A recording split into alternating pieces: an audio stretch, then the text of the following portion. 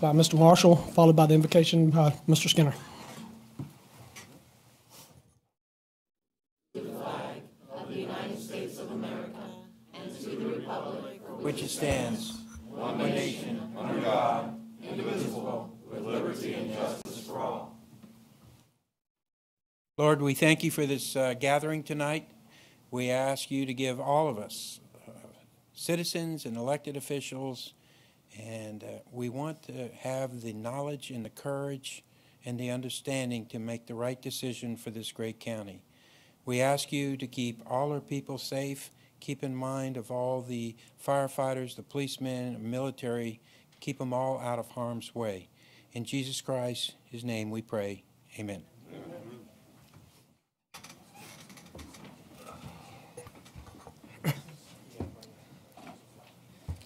We're going to need to approve the agenda this evening. And just to let everybody know, Mr. Yakubowski is out sick. He is not going to be in attendance. And he does not want to call in, correct? That is correct, sir. He is feeling poorly. All right. For the approval of the agenda, Mr. McLaughlin? Aye. Mr. Ross? Aye. Mr. Skinner? Aye. Mr. Marshall? Aye. Dr. Trampy? Aye. Chair's aye. Next, before we get started, I have to read a disclosure statement, myself and Mr. Marshall. I have to read mine because I get the health insurance from the county. I hereby disclose I have an interest in the budget transaction as a retired employee of the county. My disclosure is on file with the clerk and is available to the public for review. Mark, Amy, please record this disclosure in the minutes of this meeting as required by law. Mr. Marshall. I hereby disclose I have an interest in the budget transaction as an employee of the county. My disclosure is on file with the clerk and is available for the public to review. Mark and Amy, please record this disclosure in the minutes of this meeting as required by law. All right, Mr. Taylor. All right, I see furrowed brows still over the floor computer. 60 more seconds.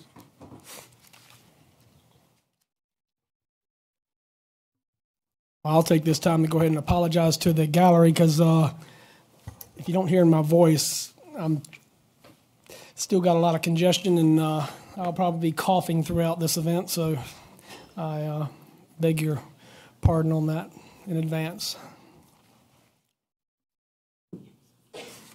And with that, Mr. Chairman, I think we are about ready to welcome the school board representatives and the school staff representatives to present their FY19 proposed budget.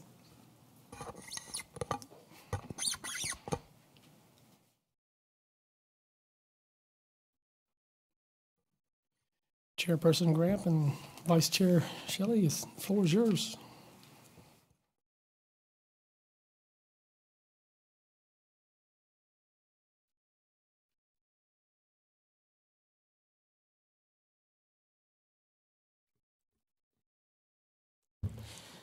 Good evening, my fellow school board members, members of the Board of Supervisors, Spotsylvania County Public Schools staff and community in attendance or watching. It is a privilege to share with you the FY19 approved budget. I would like to thank Scott Baker and staff, the school board, the community for input and support throughout the development process. I would also like to acknowledge our almost 24,000 students who inspire the work and whose immediate and future needs drive the budget process. Ultimately, our intention through every process or program is to elevate the quality of services in order to improve our school system's performance. Throughout the presentation, I will highlight and reinforce, through the lens of the proposed budget, ways in which we can and do target resources to enable our organization to elevate. These primary ways are through investments in people and processes, which remain the key to better work, better conditions, and a higher performing, more effective culture. Keeping the main thing supports our potential and ability to elevate. From every lens, including the budget perspective lens, our main thing is student learning and achievement supported and delivered by teachers, leaders, support staff, partners, and our community. In building our capacity to better assure and support learning and achievement for every child in every school and every classroom, we developed a framework for teaching and learning. It represents a culture of learning and growth we strive to develop and nurture. Intended to be much more than a symbolic representation, the framework was developed to generate action to propel our system to create positive change and transformation in how we support planning, delivery, assessment, and learning environments. The Spotsylvania County Public Schools strategic plan continues to serve as our blueprint and guide and compass for continuous improvement and achievement. The plan assures that budget goals and the allocation of resources are aligned with the mission statement through a culture of collaboration with the staff and community in a safe, caring, engaging, and a healthy learning environment. Remembering, reinforcing, and internalizing why we exist as an organization is at the heart of Spotsylvania County Public Schools' mission. For us, we have defined our why as together we prepare our students for the future. Our vision is for Spotsylvania County Public Schools to remain a leading school division that inspires and empowers all students to be creative thinkers, problem solvers, and effective communicators. How we do the work across the organization, from classroom instruction to division leadership to support services, including transportation and food service, is reflected in our shared core values: student-centered, leadership, accountability, cultural proficiency, excellence, effective communication, teamwork, and citizenship. Given our school division's size alone, we must ensure that all actions or initiatives enable us to move forward, not sideways. Articulated another way, working smarter rather than just harder. While there are many measures and indicators of quality and achievement, I want to highlight a few that reinforce some of the positive results associated with both people and process investments over time. Spotsylvania County Public Schools has been recognized as meeting both state, national, and international standards through accreditation measures. You will note that all of our schools are state accredited, 97% fully accredited, meeting or exceeding all state required benchmarks. To further validate that quality, Advanced Ed, the largest national and international accrediting agency, recognized Spotsylvania County Public Schools as one of only a small percentage of state school districts to receive district accreditation. Most recently, our school division's commitment to providing opportunities and educating the whole child through music as education was acknowledged as we were recognized as one of the 2017 best communities for music education. We also had 3 schools receive the Blue Ribbon Schools of Music Award.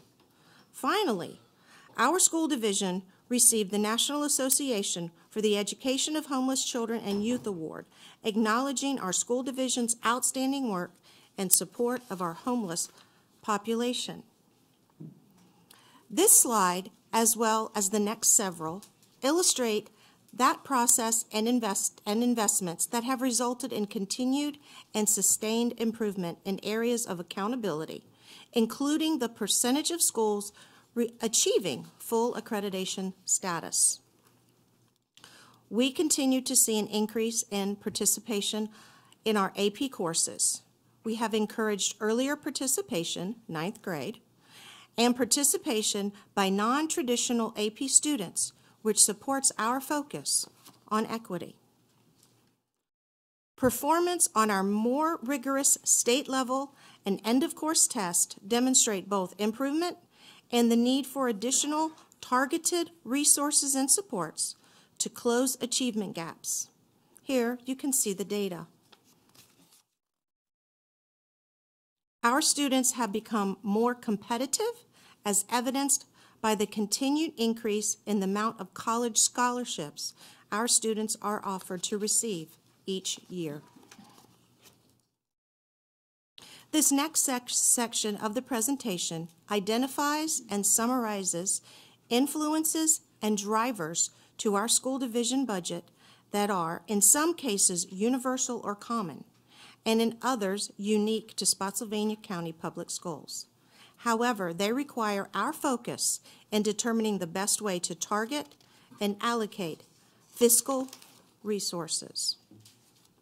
Beginning with this fall, our rising freshmen, current 8th graders, will be expected to meet the new criteria set forth by the state called Profile of a Virginia Graduate. The shift is from our current lens of content attainment to workforce readiness skills, such as the 5 C's, or critical thinking, collaboration, communication, creative thinking, and citizenship. Our division has been working tirelessly to prepare for this significant change. Our school system is also one of the Commonwealth's largest. As we move closer to 24,000 pre-K to 12th grade students, it should be noted that this year we have increased our total enrollment by over 200 students and are projected to continue an upward growth trend over the next 5 years. Funding supports the operation of over 31 facilities in Spotsylvania. We also have a very large geographical area to support student transportation that requires additional resources. Spotsylvania County Public Schools travels 5,293,133.66 miles per school year, and we are more efficient, according to our DOE ranking, with our transportation dollars than comparable divisions. Elevating through a focus on equity compels us to view who the students are that we serve now, what their needs are, and how to target and utilize resources to meet their needs. We serve to prepare all students for their future. This slide demonstrates the diversity and needs of our students. Spotsylvania County Public Schools has experienced continuing explosive growth in special education enrollment. Because of our increase in special education enrollment over the past 6 years, our division applied for an increase in federal funding through our annual special education plan. We did not receive the additional funding, and our federal funding has decreased. The number of students who speak English as a second language continues to increase and therefore is a budget driver.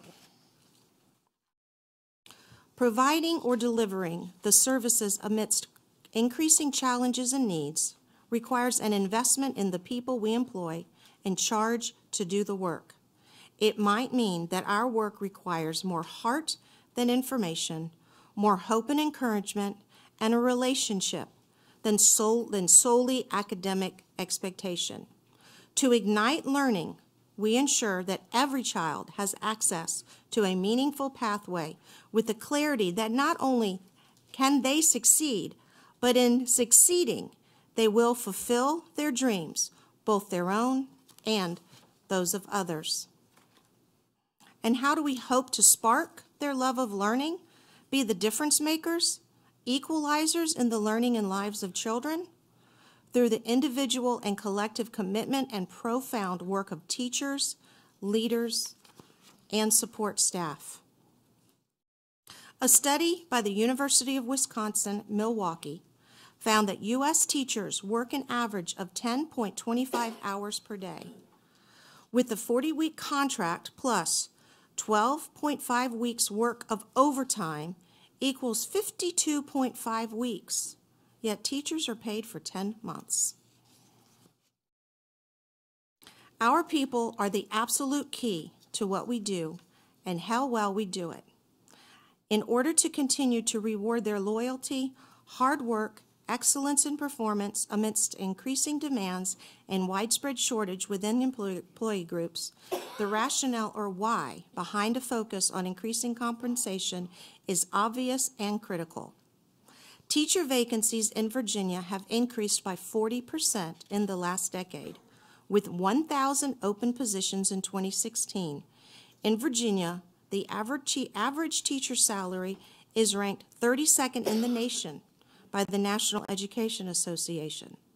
These figures correspond to a nationwide decline in teacher program enrollment. Increased funding for teacher compensation is critical.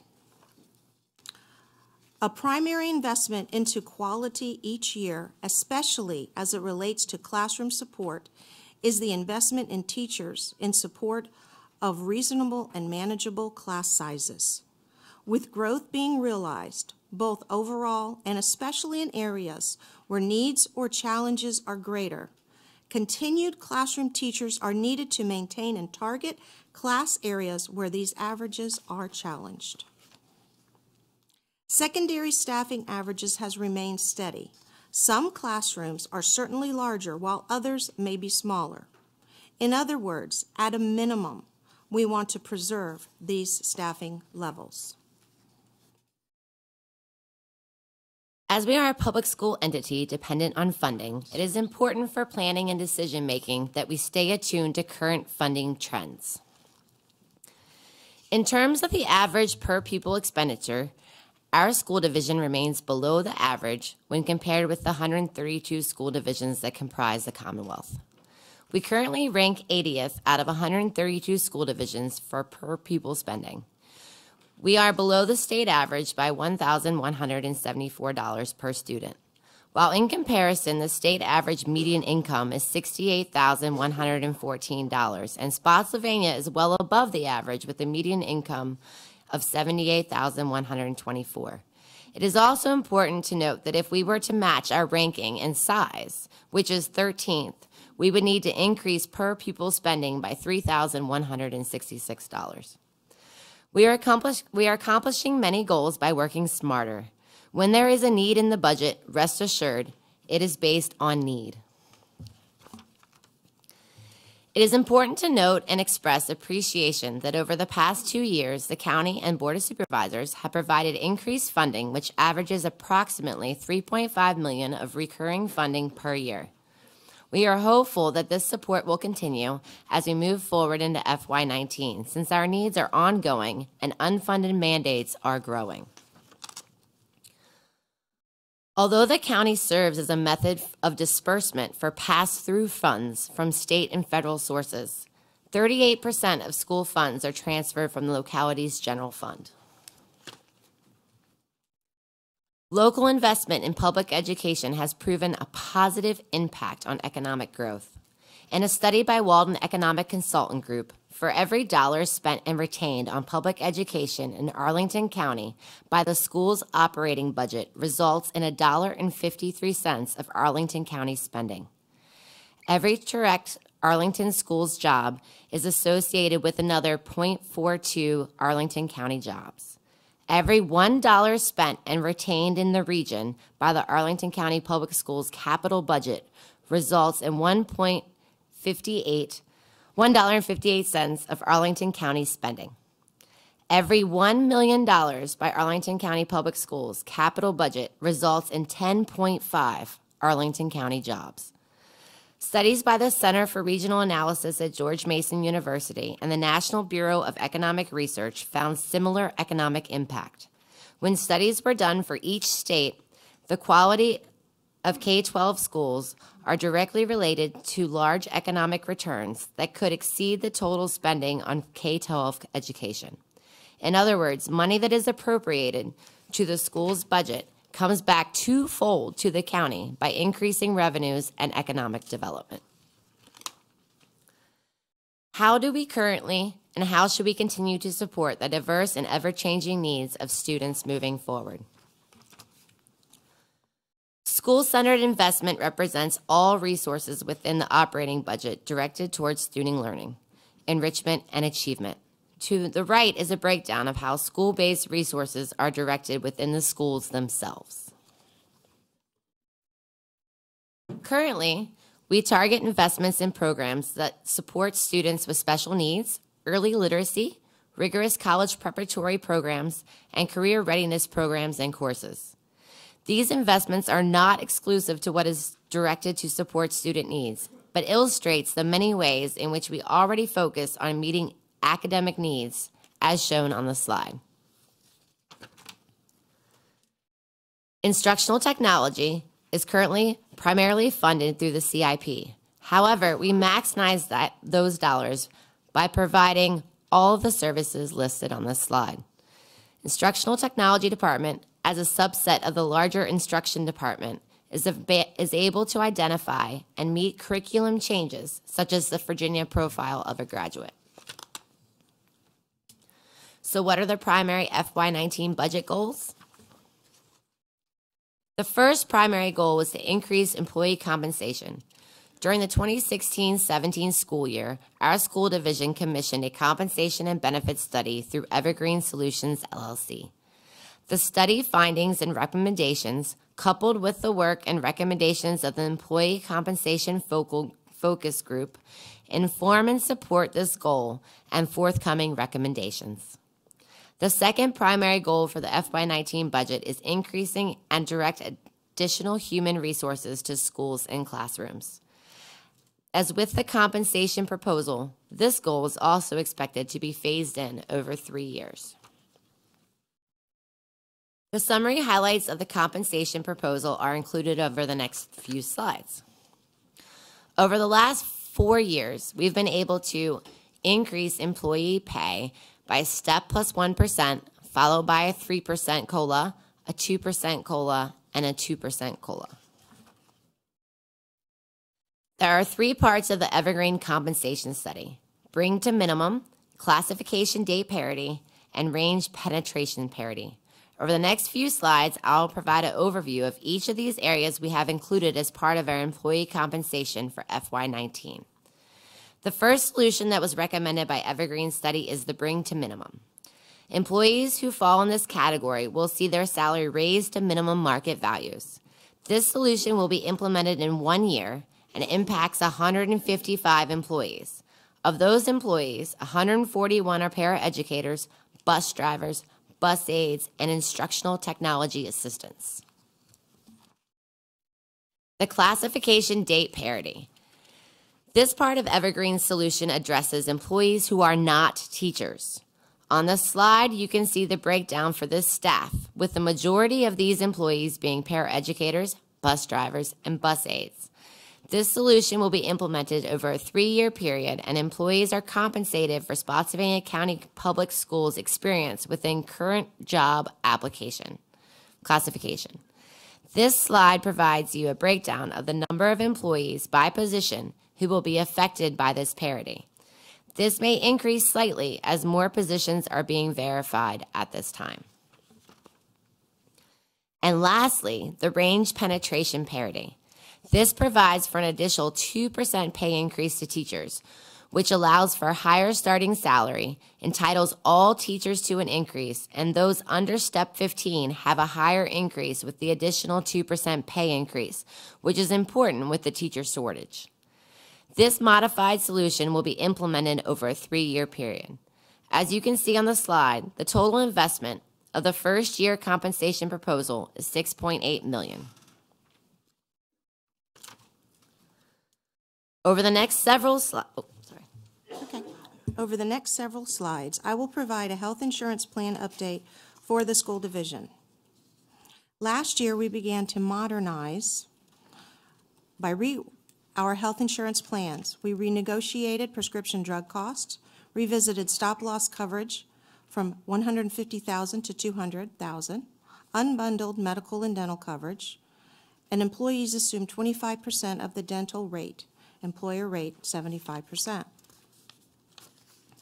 This year, we are implementing a few more changes in our health insurance plan, resulting in a $1.8 million savings. I'd like to note that a representative from Anthem mentioned in our work session that the county and the schools are in a joint procurement for this coverage. He noted that the county is receiving a better cost due to piggybacking with the schools.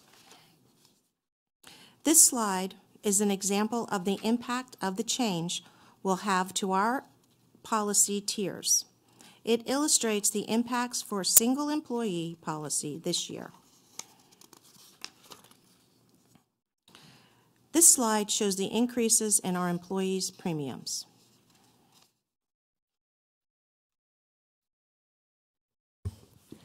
The human capital investment highlights are included over the next several slides.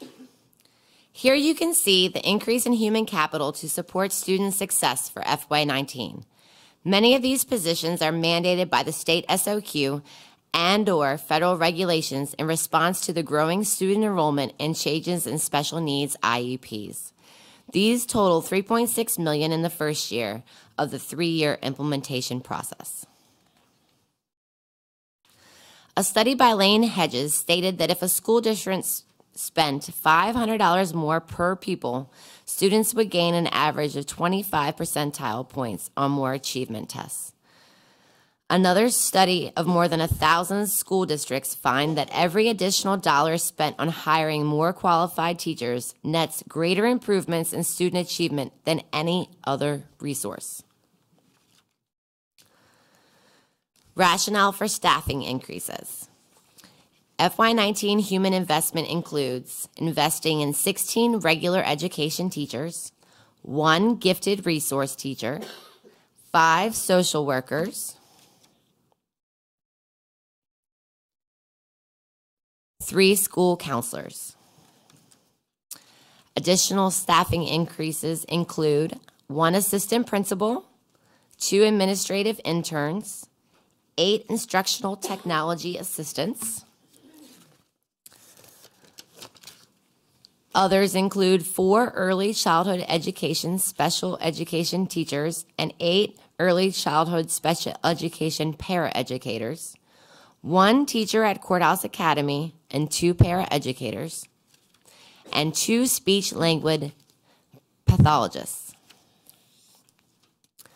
Other staffing increases include 1 occupational therapist, 1 teacher at Gateway Academy and 2 paraeducators, 1 adaptive PE teacher, an assigning assistant who the division currently compensates on an hourly basis, but that individual is expected to remain in the schools, so we decided to add it to a salary to save money. All positions are instruction-based because the ones that fall under administration and technology are occupational therapists and instructional technology assistants. The budget highlights are included over the next several slides.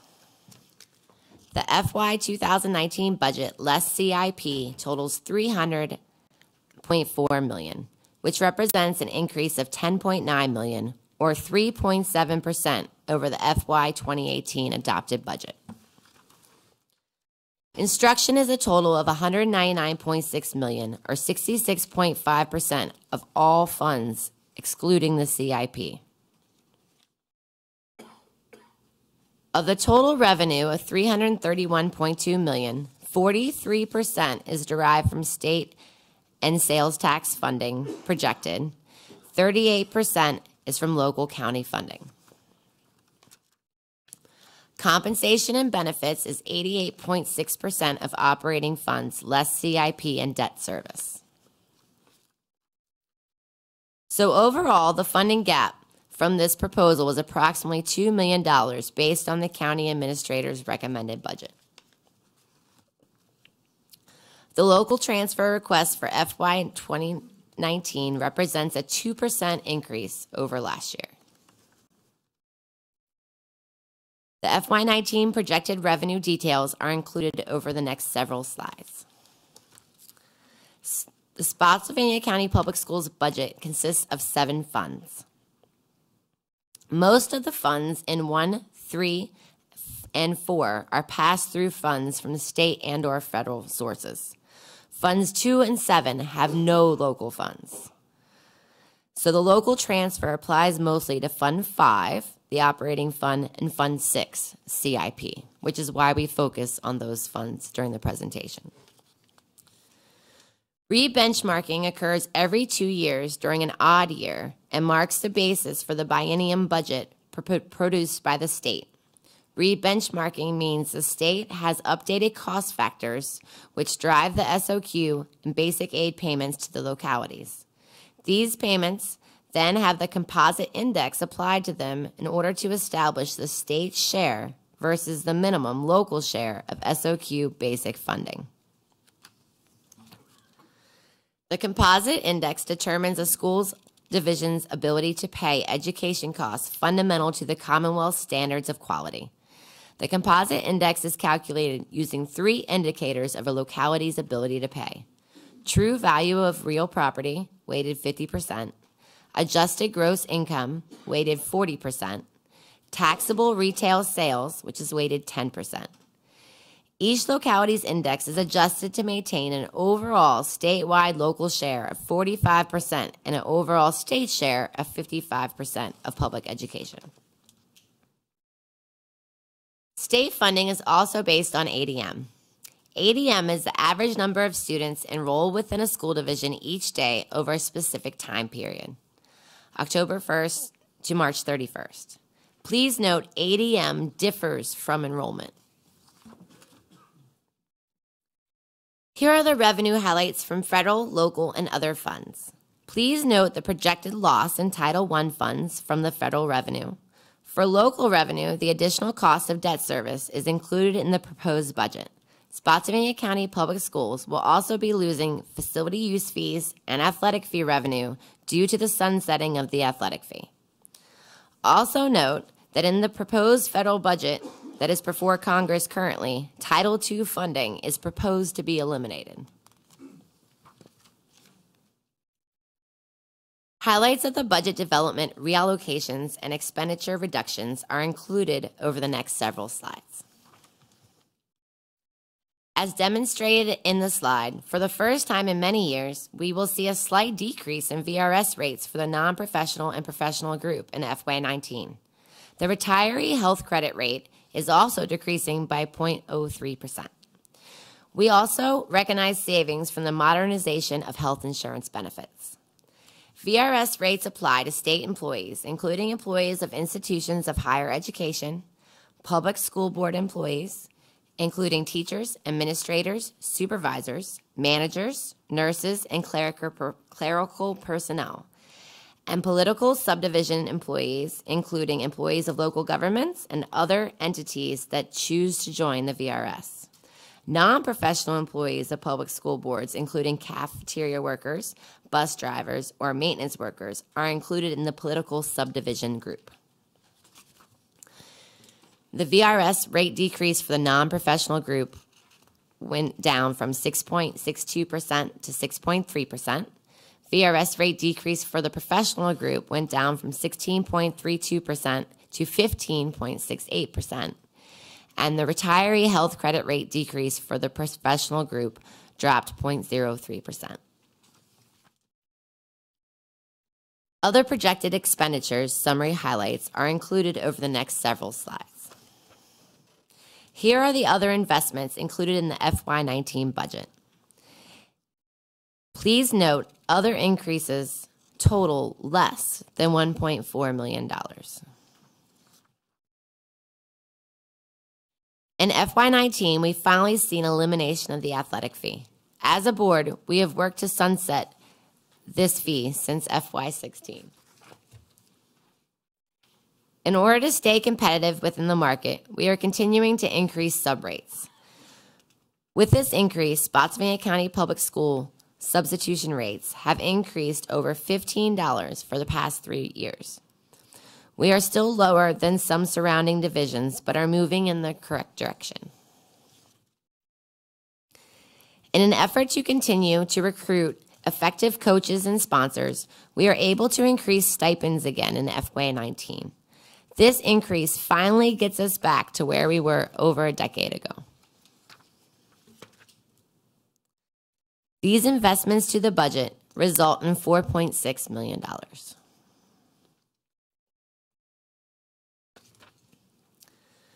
We intend to expand the pilot program that has already begun at Post Oak Middle School and Spotsylvania High School. We are analyzing the data, and that will determine the expansion plan. The plan will be based on the enrichment needs of students. The highlights to the capital improvement plan are included in the next slide. There are not many changes from the previous plan. The latest revision was made due to the cost of the Cortland High School renovation. The focus on our students' future creates an appropriate urgency for today, especially in regards to the budget work we do together. Children have a limited number of years to prepare themselves for adulthood. Unlike other departments in the county, the schools have a limited opportunity to invest in a child. If we push back things we need until the future, some students will never receive the benefit. In summary, our budget highlights include the investment in resources and supports as noted on this slide. In order to meet this needs-based budget, we still have a remaining gap of $2 million. Without closing the gap, some of these resources and supports will have to be adjusted. In the next steps, here's just a reminder that you gentlemen vote on the advertised tax rate on February 20th. There's a joint budget work session on March 13th. And for the public, there's a public hearing at Massaponax High School on March 29th, prior to the Board of Supervisors adopt budget and tax rates on April 12th. Why do we do what we do?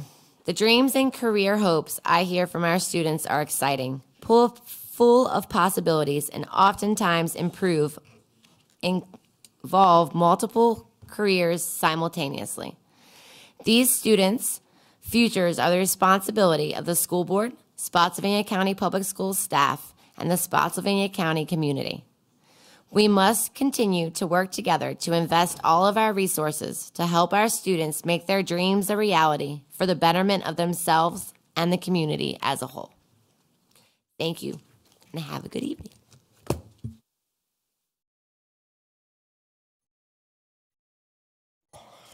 Essentially. Any questions or comments from the board? Mr. Ross? Dr. Trampy? Y'all may want to remain. Thank you, Mr. Chairman. First, a question and then some comments. Does the 4% increase for teachers apply to the starting salary, or is the intent to relieve some of the compression? Since there was no Q&A on the agenda, we don't have our superintendent or our finance person, so we're going to ask them to join us. So to respond to your question, Mr. Trampy, when you look at the 4% that's before you, that does not apply to the starting teacher salary. That's basically 2%. Okay. Oh, so it's 2, and then 2% is to relieve compression. Yes, sir. Okay. I'm glad you're doing that, and I'm glad that you're bringing everyone who is below market up to market in the first year. Those are both very positive things. I'd like to turn to slide 47. I'm not sure I want it on the screen considering what it says.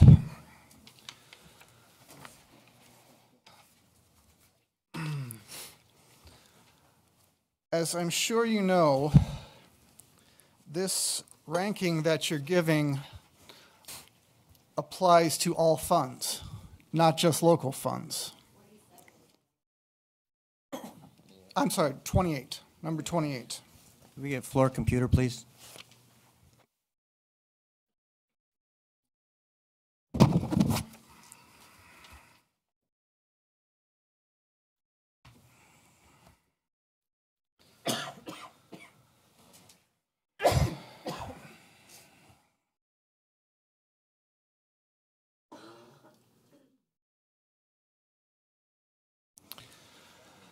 This ranking applies to all funds, federal, state, and local, using the same source you did, the same chart from the Department of Education, ranking per pupil funding only from local only.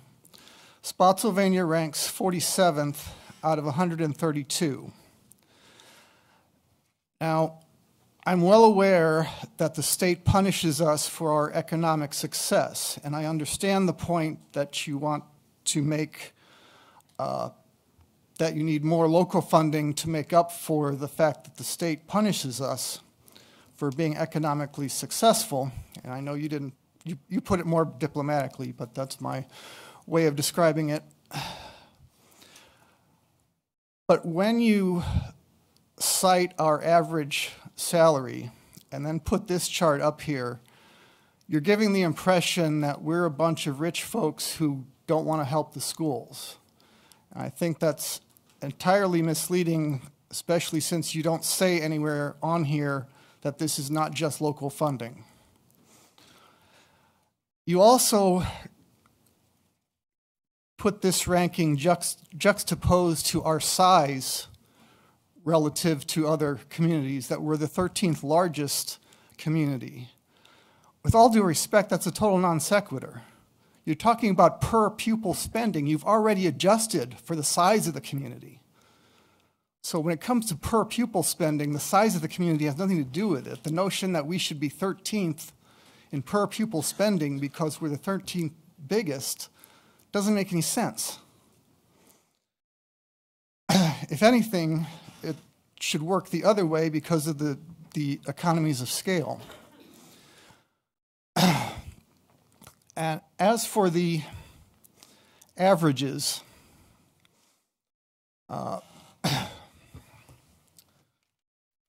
I have to check my data, which are on my phone.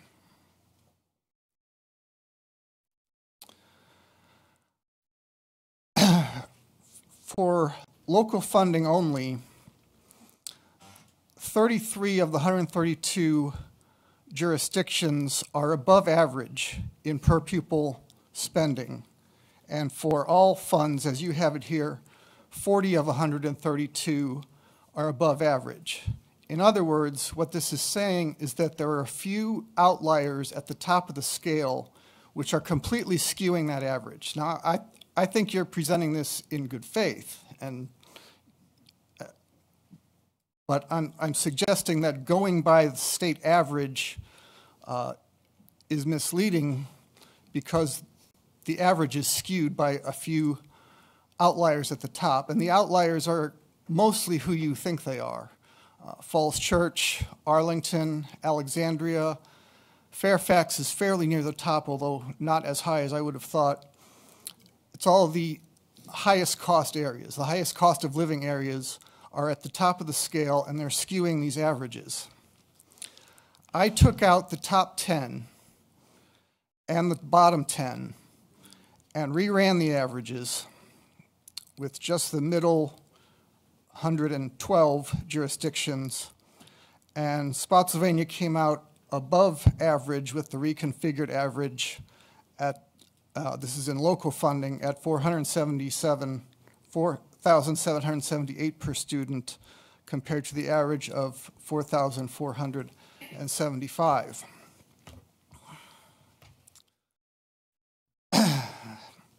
Now, I know there are those who think that we're supposed to just sit here and take criticism, but that's not the universe we live in. We're elected officials. I get criticized by something like this, I'm going to respond. Moving on, I'd like to look at slides 61 and 76.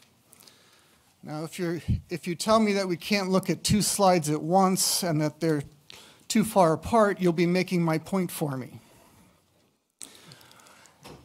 After the superintendent gave his, essentially this presentation to you, to the school board, the newspaper reported that there was a $3.5 million gap, $3.5 million increase requested from the local funds. The supervisor who attended that meeting also mentioned to me that it was $3.5 million over last year's funding. One of the school board members told me that it was a $3.5 million increase over last year's funding. Now, I was pretty excited by this because I had a pretty good inkling of what Mr. Taylor was going to present, and I thought we were $500,000 to $800,000 apart because I was told by 3 sources that you were looking for $3.5 million increase, and I knew we were getting close to that. I thought we were going to have a smooth budget process. We could probably find that extra money to get fairly easily to get up to fully funding you. However, when Mr. Taylor presented his proposal on Tuesday, and he proposed a $3 million increase in ongoing funds from the local government, from the local funds, he still said, as you say here, that there was a remaining gap of $2 million. I didn't understand where those numbers came from until I looked through this presentation. I know it was online, but I was not the only one who made this mistake and discovered that there was an extra $1.5 million gap, which was an increase in debt service. Now, when Doug Barnes presented budgets which were ostensibly level funding at a time when debt service was going down, he tried to make the point that you had more for your operating budget because your debt service was going down, even though he was level funding you, and he was scoffed at. He was ridiculed. Furthermore, as recently as last year, when you presented the history of county funding and our increases or lack thereof over time, you did not account for falling debt service. You took it straight as is, how much you got from the county. So to split it up like this,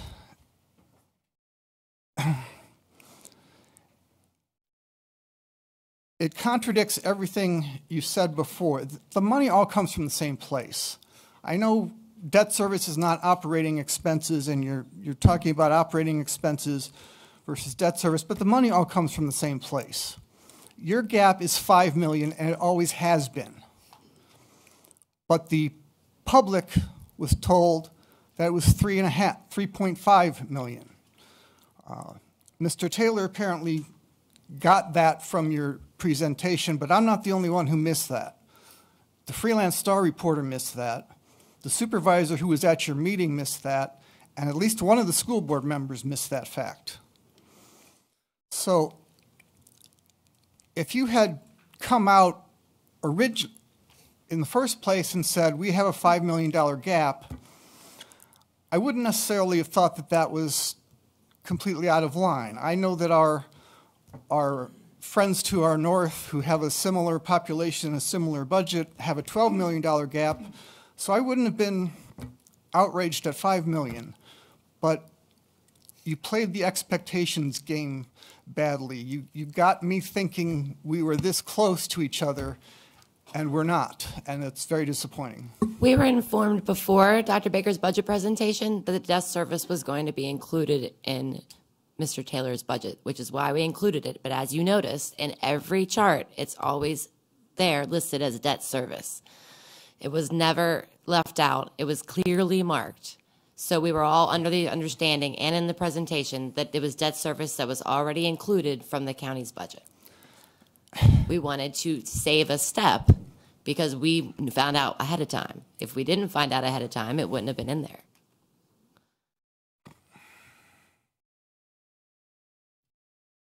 So you were already taking credit for an increase coming from the county? Our finance department was instructed that that was included in the budget. But you were still asking for a $5 million increase, and you didn't say that. The presentation's on operating fund, just for the record. Well, it never claimed to include that. When you went through the history of county funding last year, you weren't on operating funds because you didn't account for reduced debt service. We had to in that actually present the debt presentation. service last year because we were not told ahead of time whether or not that would be included. No, that's not what I'm talking about. I'm talking about when you presented the history last year, and you went back year to year and how much we had increased you or not. You weren't talking about operating expenses only then because debt service was dropping back in those days. Dr. Baker? Dr. Trampy, if there's any confusion regarding the proposal that I made, up until the Monday that I presented, we were going to be presuming approximately a $5 million gap. And we, in communication with county staff, had been told initially to go ahead and presume level funding.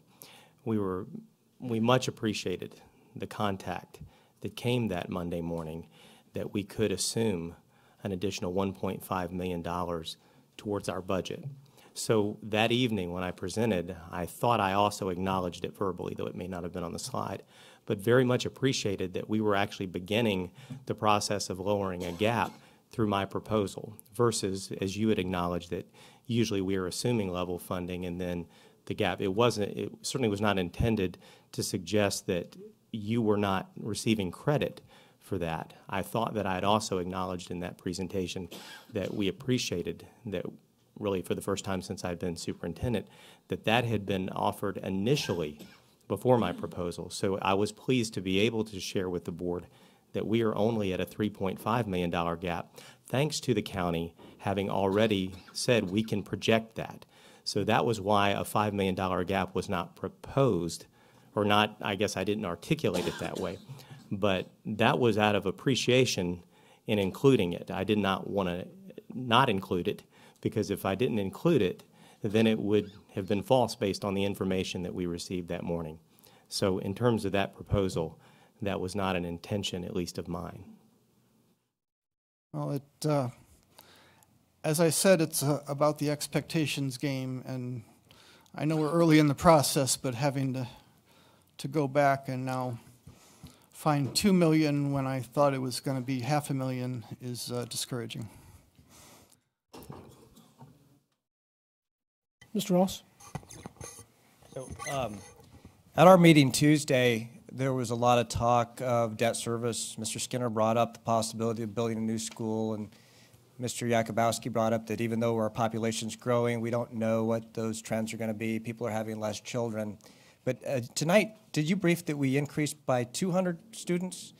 In your chart, and I had heard 50, and your chart on page 16 shows 72. So what is our student increase?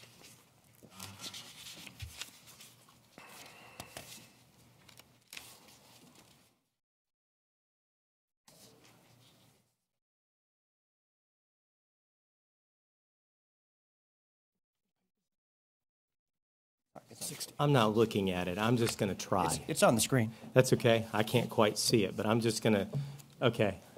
Still don't see very well, but the screen has 2017 to 18, 23,814. Right. 2018 to 2019, 23,896. It's a 72 difference. Yes, I'm sir. just asking what your increase is. Sure. So last year we had, according to that chart, 23,592 pre-K to 12 students for 16-17. Our current school year that we're in now, Okay. 2017-18, we are at about 23,814. So I Okay. think the reference to a little over 200 students refers to from last year to now. Okay. And then we're projected next year not to receive as many. Gotcha. But then over the preceding 5 years, it's going to be over 600 students that Gotcha. we're currently projecting. So I'm tracking. Thank you very much. So along those lines, and I know that you guys, the school board, has talked about this in the past, are you considering any redistricting?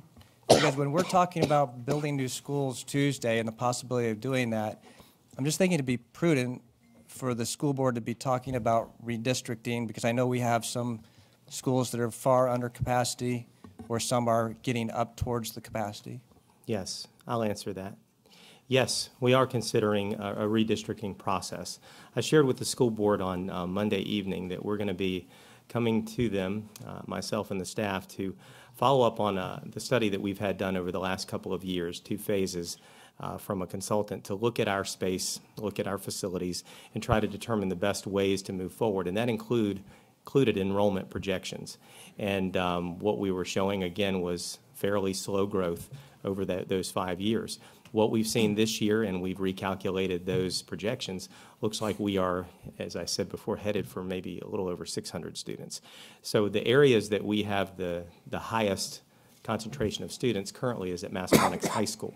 And what I have shared with folks, but after a while it becomes a concern both perceptually, politically, as well as making sure that we're receptive to what does the school need, regardless of whether the numbers may be similar to now from where they were in 2010. So there's a few other things that we need to consider in it, not only is initiating perhaps in March a process for looking at our boundary lines, some of which were shared with the board back in October, which were different. I think they referred to them as areas for the board to explore, boundary areas to explore, particularly in a potential relief of Massaponax High School. But in terms of the long view, that we also want to make sure we're, and I don't want this response to be longer than it is, but it is a little more complex. So the short answer is yes. Yes, starting in March. Yes, starting in March, we're going to initiate a discussion on process moving forward. But we have other visions for the future, particularly at our secondary level, that could involve increased access to other schools, regardless of where you live, based on certain programs. We already have some of that right now. And so if you were to look at the total enrollment at Massaponax High School, you have close to 2,000 students. If you were to look at it block by block on an A or B day based on students who travel to various schools for programs, even now, you have in some cases the school being under its current capacity. So we want to make sure that as we plan for that we don't do anything that long-term is not in our best interest. Gotcha. Thank you. Yeah, it sounds like a complex process.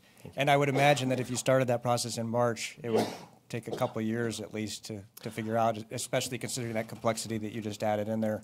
Well, going from one school first to of all, another. Mr. Ross, I want to just thank you for giving me a couple years. I don't think I'm going to get that. You're not going to get that? I don't Okay. think we're going to Okay. get that. But well, yeah, but I appreciate it, and You're I appreciate okay. your support with that. But actually, So reasonably, we could expect the redistricting inside a year.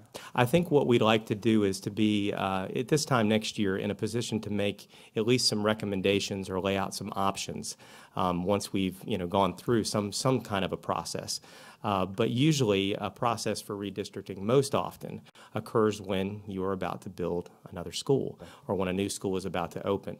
Rather get ahead of that. With the construction or the renovations that are going on at Cortland High School, one of the timing pieces is that school, when it is fully renovated, would add a little over 200 seats.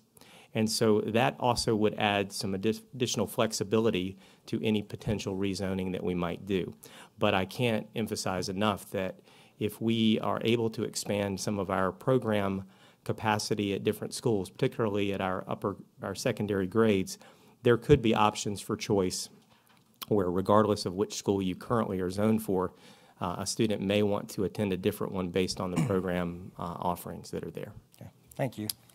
I have a couple more. And again, if for those of you guys that were here Tuesday night and have watched this board, I ask a lot of questions to our county staff, so these are not pointed at trying to be mean or anything. We fully support the students and the kids. But I heard Tuesday night one of the speakers at public comment came up and said that the Evergreen study showed that 79% of our staff population was below midpoint of the market. That's not accurate, is it? I'm not familiar with that statistic, so. Do you have any idea? It's just a small percentage that was the first recommendation of the Evergreen that was the school bus drivers, or about $200,000, correct? Unfortunately, I'd have to reference more specifically our study. Do you have that? Thank you. When you look at our employees, we basically have about 3,100 employees, and when you look at the bring the minimum, it is 155. Therefore, that is 5% of our total employees. That makes me feel much better than that 79% figure that got thrown out here Tuesday. So the other question, I have a couple more, is I know that statewide we've heard about a teacher shortage. Do we have one in Spotsylvania County? And I'm thinking, I heard, and I don't know if it's accurate, that we only have 4 open positions right now. And that I know from our last year, we had one of the lowest turnovers in the region. Yes, we did. Well, somebody yell? I did. I don't know. Okay. Okay. Somebody else might want to answer, but no, I can't say enough, and I'm really not trying to be braggadocious because there were challenges throughout our state last year. We were able, I think, due to some really good proactive recruitment efforts that involved not only our human resources team but the entire school division, including our principals. We were able to get ahead on filling a lot of our vacancies, and I'd like to believe, Mr. Ross, that we are an attractive place. I think the Evergreen study for proved people. that. I mean, they made a lot of positive comments about Yeah, and so Spotsylvania. we were able to fill all of those positions, but it wasn't just an easy thing to do. And the other thing that doesn't always show up when you fill a vacancy is sometimes you are fortunate enough to get one of the very few people that might be even in the pool. And so there's no guarantee that we can continue with that level of success, given that some of the school divisions, even to our north, had multiple vacancies and still have multiple vacancies unfilled. Yeah, I've heard that. I think is it Loudoun County or Fairfax has 250 openings. That's what I heard. Well, as big as they are, that's Yeah. actually not, that might be 4 for us. Yeah, I don't know. it could be. Something like you know, that. Yeah. it could be. Yeah. Probably is. Okay. Well, I don't think it relates to maybe a little bit of what Dr. Trampy was talking about using statistics, but to me, when you use a statewide statistic, I'm thinking that with our average salary that's above, you know, and the things that he was using, it's not a really good statistic to use a statewide as a whole for a shortage if we don't really have one here. Not saying that it's not hard and that you haven't done a great job recruiting, because I know you have. The next question I have is just from the Evergreen, and it would be, I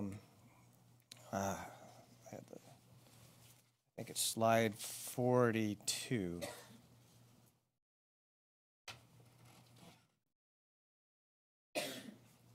So on slide 42, the way I'm reading this is that with the hybrid Evergreen range penetration parity, so everybody would get a 2% pay increase, and we just talked about only 5% being below market from the Evergreen study. Does that mean that there would be staff that would be getting, that are already above market, that would also be getting an additional 2% raise, so a 4% raise based off this slide? I think when you're giving 2% across the board, yes. But I think we took those three. The range penetration included, Mr. Ross, I believe, close to 1,700 of our teachers, that there were various levels of increase that would occur either all at once or as we would do over a 3-year period. And the way that was distributed looked very close to what our current step schedule is for teachers, which is that once you reach about close to the midpoint, you begin to see a significant increase in the progression between steps. Yet if you are at the earlier stage, which really speaks back to that recruitment piece, you are getting very small increases. So when we considered, you know, our current conditions and trying to not only retain but to recruit, we didn't want to have just those great disparities, particularly from our largest base and our most significant base of employees. So that was a decision that I made. We did consult with Evergreen to say, if we were to distribute it just evenly over those 3 years, would they say that's a good way to go about it? And they did, you know, they sort of signed off on that. But the other, you know, the other aspect of that is that we really, we want to be able to draw people in, and especially earlier in their career, and say, over the next 3 years, regardless of where you start, you have the opportunity to go up. Again, the sustainability is a concern, but I believe that it would be inclusive of all of our teachers, and there would not be the winners or losers aspect of it. I think the same could be said when you look at the classification date. I wish that it included every individual practically that is not a teacher, but we felt like in terms of capacity and feasibility that was the better one to do for non-employees, and it does make a big difference for a significant number of our employees. Thank you. I'm almost done. So out of the 16 new positions that we're proposing, how many are state mandated or mandated? And I'm not looking at all of the positions right now. Some of them have to do with, some are very specific to state mandates, such as those that will help us to meet the low class size for K-3 that is part of the governor's initiative, but some have to do with just meeting the needs of students. So I think to make sure we're clear when we're talking about state mandates, federal mandates, laws, we're not always saying that the law or the mandate says in black and white, you will have this position for, or this many positions per students. We have the standards of quality in our state that drive that, yet those are significantly underfunded. So when we're saying that mandates, the mandates have to do with performance. They have to do with our standards of accreditation. They have to do with our standards of quality, and we have to meet expectations and outcomes. So some of the positions are intended to serve that, not that the mandate says you will have this number of positions. So in that respect, Mr. Ross, they are all associated with that. Gotcha, thank you. The next question I have is not really a question, it's more of a comment. And I was happy to see this. And on your slide 28, and I just want to make sure I have the facts right, but it shows Spotsylvania per pupil spending ranking. And I'm not talking about the ranking, I think Dr. Trampy already did that, but it shows 2016 data, and it says 2017 data is not available at this time. I did find on our own website at Spotsylvania K through 12, and I'm not sure what the site, /domain/244, it lists that our, in 2017 to 2018, budgeted, that's the budgeted per pupil expense is $11,348. Is that an accurate number, or is that not because we? I'm having Mr. Trayer come up because we've been having that conversation recently, so I'm going to let him speak to that, Great minds as think well alike. as what it means not only for us, but what it means for the rest of the state. All right. That is our best estimate at this time. One of the things that has driven that, I think, is in FY17, you will see that we will have risen substantially, as will the rest of the state, because of VRS increases. So now our ranking's probably going to remain relatively the same, but yes, we have increased, plus the amount of capital that we are investing in our facilities too is helping to drive that cost up. Well, that's outstanding, and I'm going to give a shout out to Spotsylvania County because I also have the Stafford schools, so it's great to see that figure is close. But Stafford schools per pupil cost that they're spending is on their webpage is $9,789. So is that accurate? That would be inaccurate. That's inaccurate. That's their own version of cost per pupil. I think when you see the state numbers published for FY17, they'll be significantly above that. Huh. And the main difference between our per pupil average and Stafford probably can be linked to transportation. We have a substantially larger land mass, and I would say about 75 to 80% of the variance is directly linked to transportation. Gotcha. Okay. Okay. Thank you. Mr. McLaughlin, go ahead. Yeah, I got a couple for you while you're up there. So I'm here for you. Yeah, good. Okay. Hey, so some of them I just want to find out, because we did talk about growth in students and all that. On slide 16, I just want to see where the trends seem to be going. So from the slide you've got from 13 or kind of your 13, 14 to 18, 19, the budget we're talking about now is about, the way I calculate, about 305 students. I just did the math. And so the question, and I got two questions to add to this. So when you go to slide 18, I guess I just want to answer what this means. What is 1,100 English for speakers of other language students?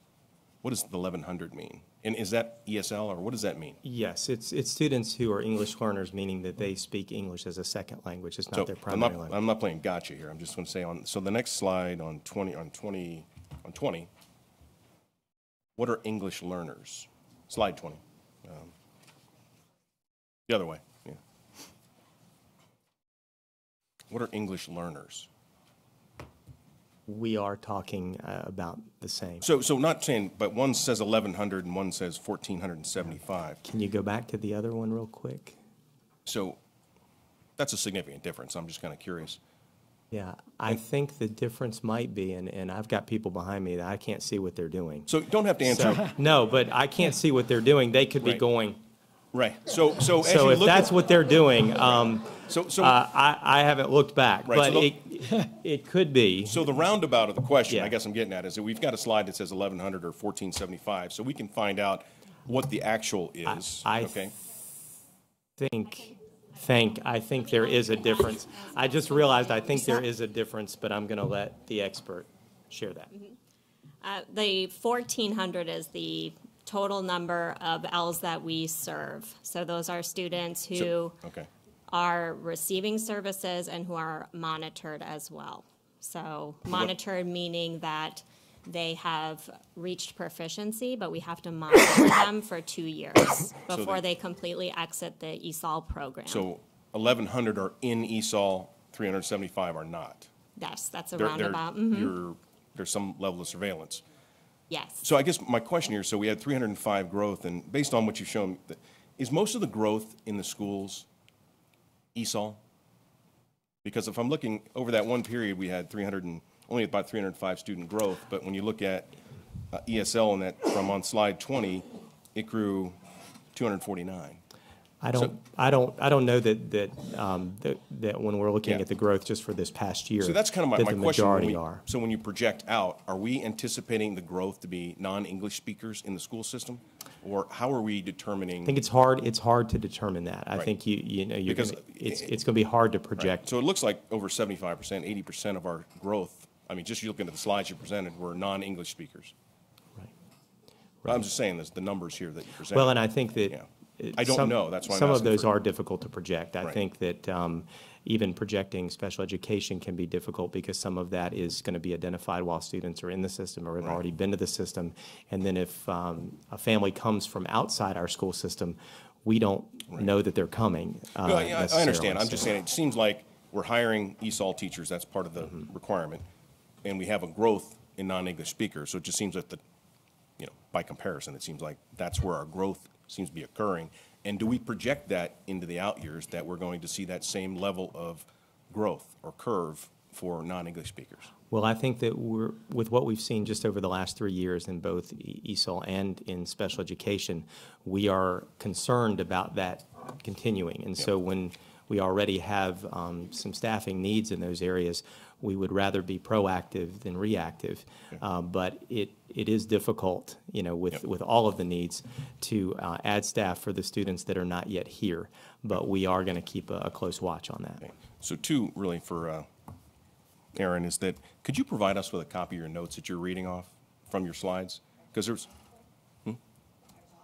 yeah, because you put a lot of statistics out that we don't have them on our slides. So just for, and then some of the slides, like 24, it's a slide from 2011, 10, 11, so it's like an old statistic. Is there a way to get some updated It is. That was the stats? most recent that I had, that actually came from a recent forum or discussion on the teacher shortage in the Commonwealth.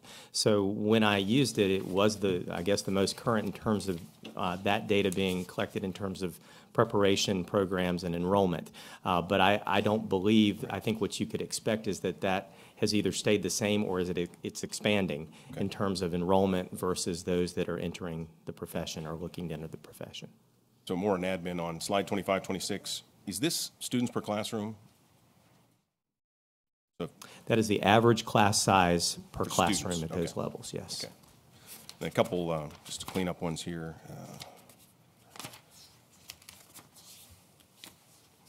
Just on slide 39, just want to make sure the step, I think if we, LaShawn, I think in the past, you said step was about 2%, right? Remember right? About an average. So it's about a 3% total funding provided. Yeah, okay.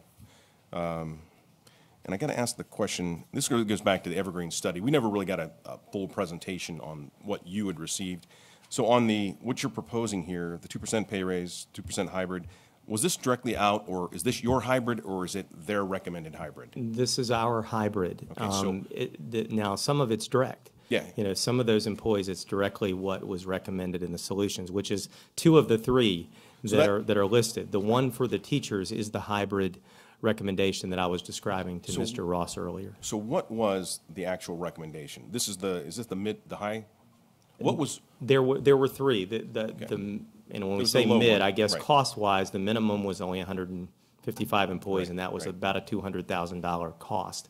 The mid one was the classification date parity, which was about $4 million.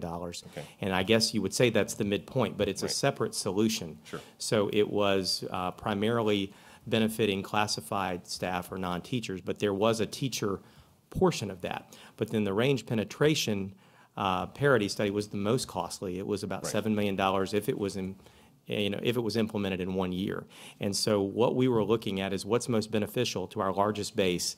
And so in looking at cost, especially over time, it was more cost effective to go with the hybrid than to try to enact the range penetration. And it was also more equitable for us. So over on the time. hybrid, which line items came directly out of the study? The 2% pay raise, is that, which ones were, of this slide, which ones were the direct, with drawn directly The from the classification date, which is the third column that I'm looking at, the bring to minimum. That's the both of those, 967?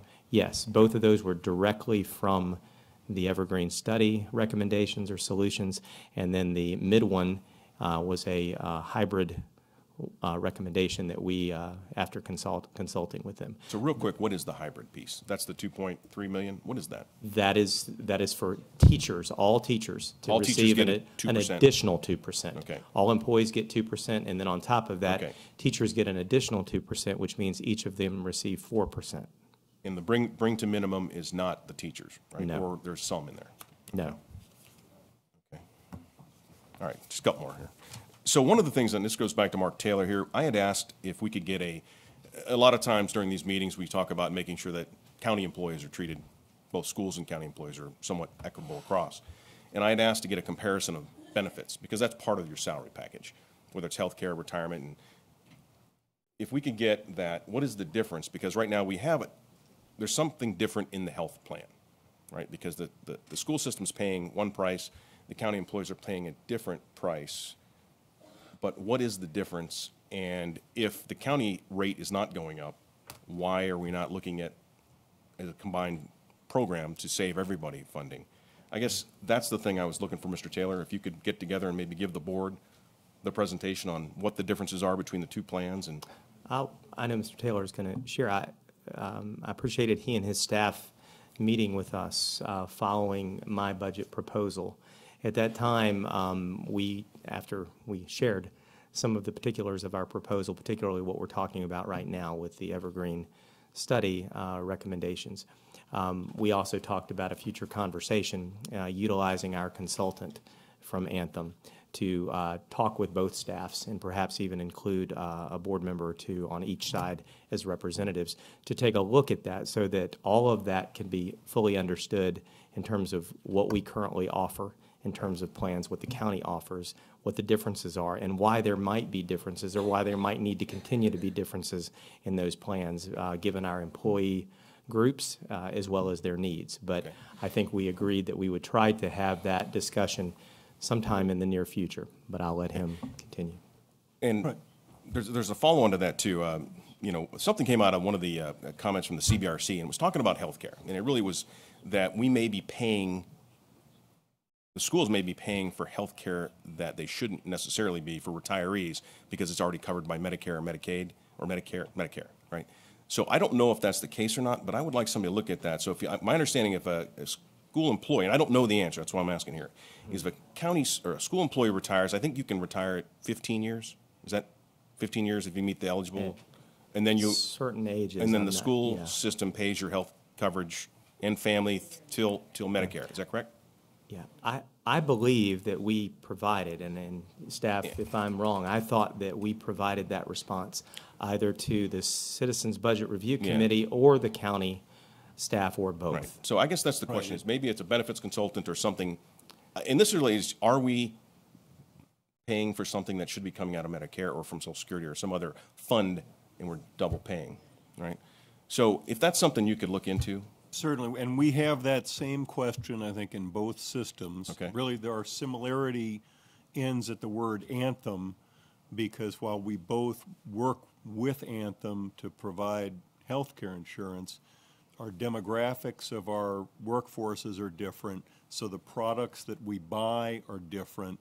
One of the things that we've tried to cooperate on at this point, this is the season of the year when we ask Anthem to price various products, and Dr. Baker and I, from that conversation, the meeting he mentions, one of the things we took away from that was a decision together to try to price similar products so that we can show more of a side-to-side comparison and perhaps make more similar decisions between the two groups. But really with the demographic differences between the workforces, as Dr. Baker said, we may need to continue to have differences in order to meet the needs of our different workforces. Okay, well, if you We're could working on the present SIFT, that and we to will, us. yes, sir. And then, you know, again, on that question, whether or not we're paying something that should be being covered by Medicare, I'd like to. That was included in my, I think we both may have issues Okay. in that category, and we're And are you gonna gonna, work when are you gonna get back with us on that? Well, as Dr. Baker mentioned, we're getting pricing information back from Anthem, and I think a next step to take would be to get, not just at the staff level, but with participation perhaps from both boards, get a working group together to look at that comparison and then bring the data back to both of the whole boards. If I could just chime in real quickly, Mr. Chairman. I've been in those meetings, and it's my understanding that we're the ones paying some of what Medicare should be paying. I'm not sure that the schools do. Okay, so if we can find it, regardless, if there's Certainly. cost savings for the county, we need to do that. And then the last question I had, I just want to, on slide 50, you're talking about hiring 60 full-time equivalents. And the first one says you want 120 over 3 years. Why are we hiring 60 in 1 year, and then what's the breakout? Why not 40, 40, 40, or?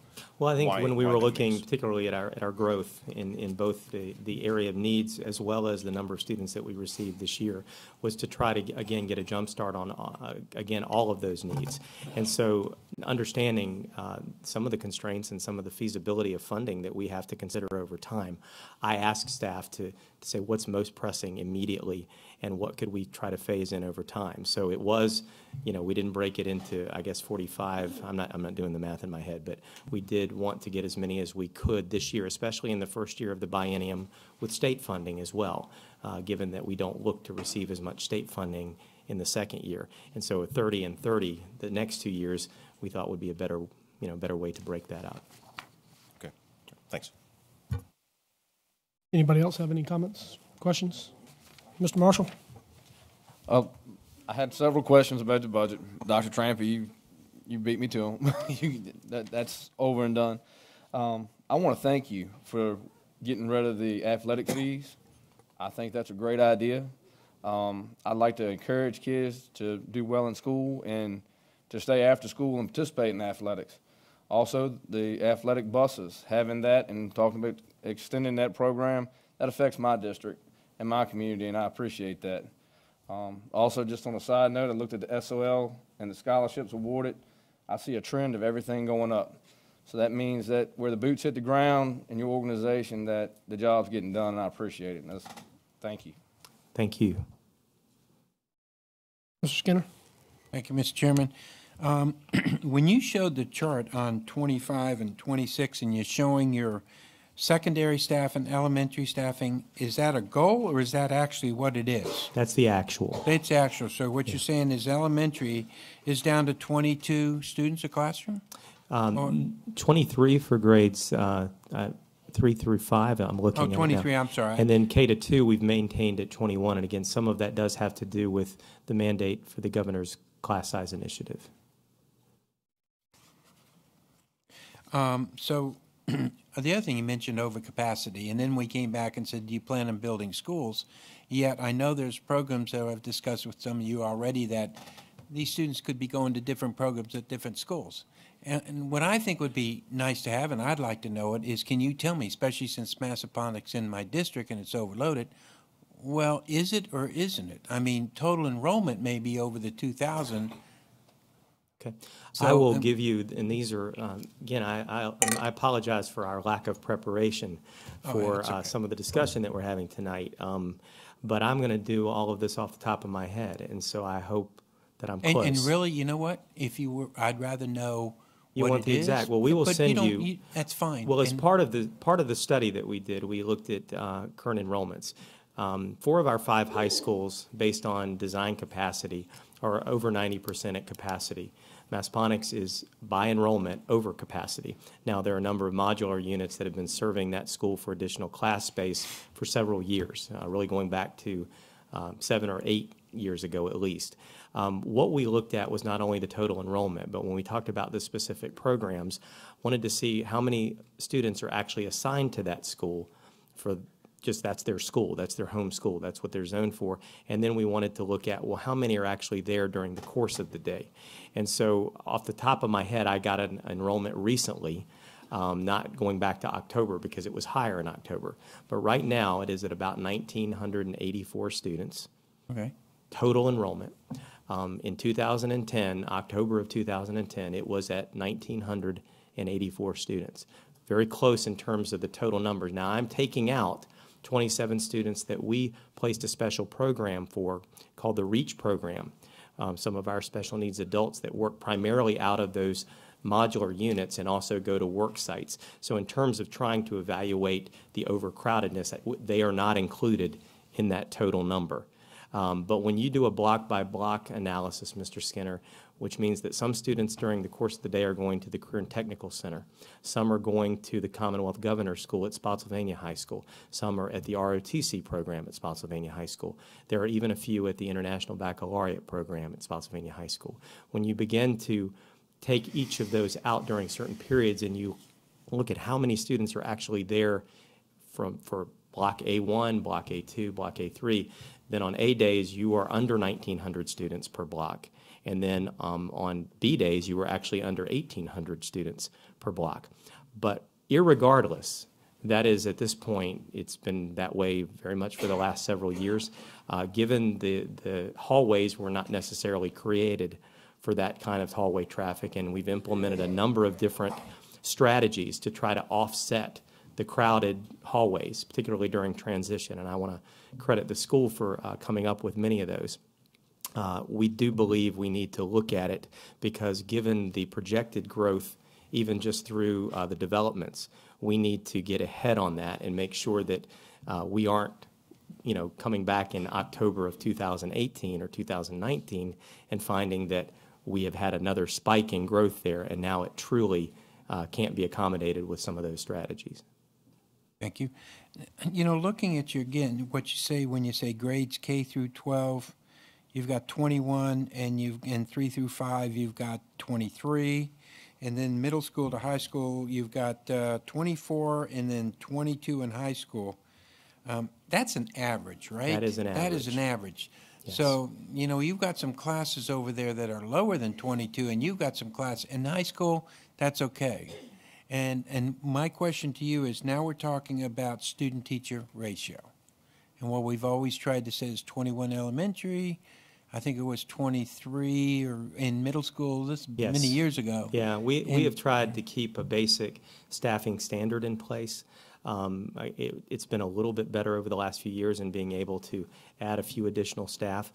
But last year in actually trying to balance our budget towards the end, we actually did a net reduction in positions. And then we came back to you, and again, we're appreciative that back in the fall, you allowed us to add 6 positions back. But what is in the budget for next year and in the coming years right now is primarily to maintain what you see there in terms of those class averages. We don't believe that what we're adding next year or right now in the future years is going to make a dent in those averages. We don't expect them to go down. We expect that what we're recommending right now is just to currently maintain them where they are. And I do realize that over the years, when you had people leave, you didn't fill those, people retired, you didn't fill all those things. And my thought is you're trying to get back to those numbers, because my concern isn't what your average is. My concern is in middle school. I'll take Cortland Middle School. Yeah, I think it's Cortland when I was over there. I saw 30-some students in a class that didn't even have an assistant instructor, someone to assist the instructor in those things. And that's my concern is it's fine that you got a good average and it looks like what our goals are, but underneath all that, what happens to those classes and what are we doing with those classes that are above in the high end of those? Because to me, and I'm hoping that these additional 120 or 60 this year and then hopefully 60, will solve that problem. Because that really became, because we never hired people after they retired when we had level funding and when we just didn't have the budget to do it. Okay, and that's what I'd like to know what y'all doing about that. It's great that these averages are good, but my concern is an average is a low and a high, and I'm worried more about the high classroom than any other people out there. Well, do you want a response, or you just want me to? No, go ahead, sir. I mean, that's fine. You've opened a door, and I'm gonna come through. First, you're exactly right. We would like to reduce those class sizes. But what you see in the proposal for resources going into next year is what I believe is more of the new classroom. Our new classroom needs a wealth of human resources to support it. Not just one teacher in a classroom and try to put all your investment in an additional teacher to get the class size down by an average of 1. Probably is not the best way to fully invest when we know that what we hear and what we observe and what we witness is an increase in complex needs, from mental health concerns to what we have outlined with students who speak English as a second language to special needs students. So there's more of a need to create inclusive environments in one classroom where you have multiple adults helping to serve that classroom. So what we're trying to do with obtaining additional resources is to try to target those resources where the greatest needs exist. The other thing that is not shown, and I appreciate you being very astute to, not only is it not the average, it's just the average, but it doesn't show that one classroom of 24 students could be very different from another classroom of 24 students. And so we have to also, sometimes you have classes that have 28 and 30, because another one, the only way for that classroom to truly be successful with for both the teacher and for the students is for it to be significantly lower or lower, and to have additional teachers in there supporting it. So for us, it's really a multifaceted approach to trying to say we have to meet the needs of the students. And by trying to distribute all of these resources evenly does not necessarily meet the needs. Sometimes we have to target resources, so a classroom needs to be 17 or 18, and in another situation it might be feasible for it to be 27 or 28. If I had my wish, none of them would ever get that large.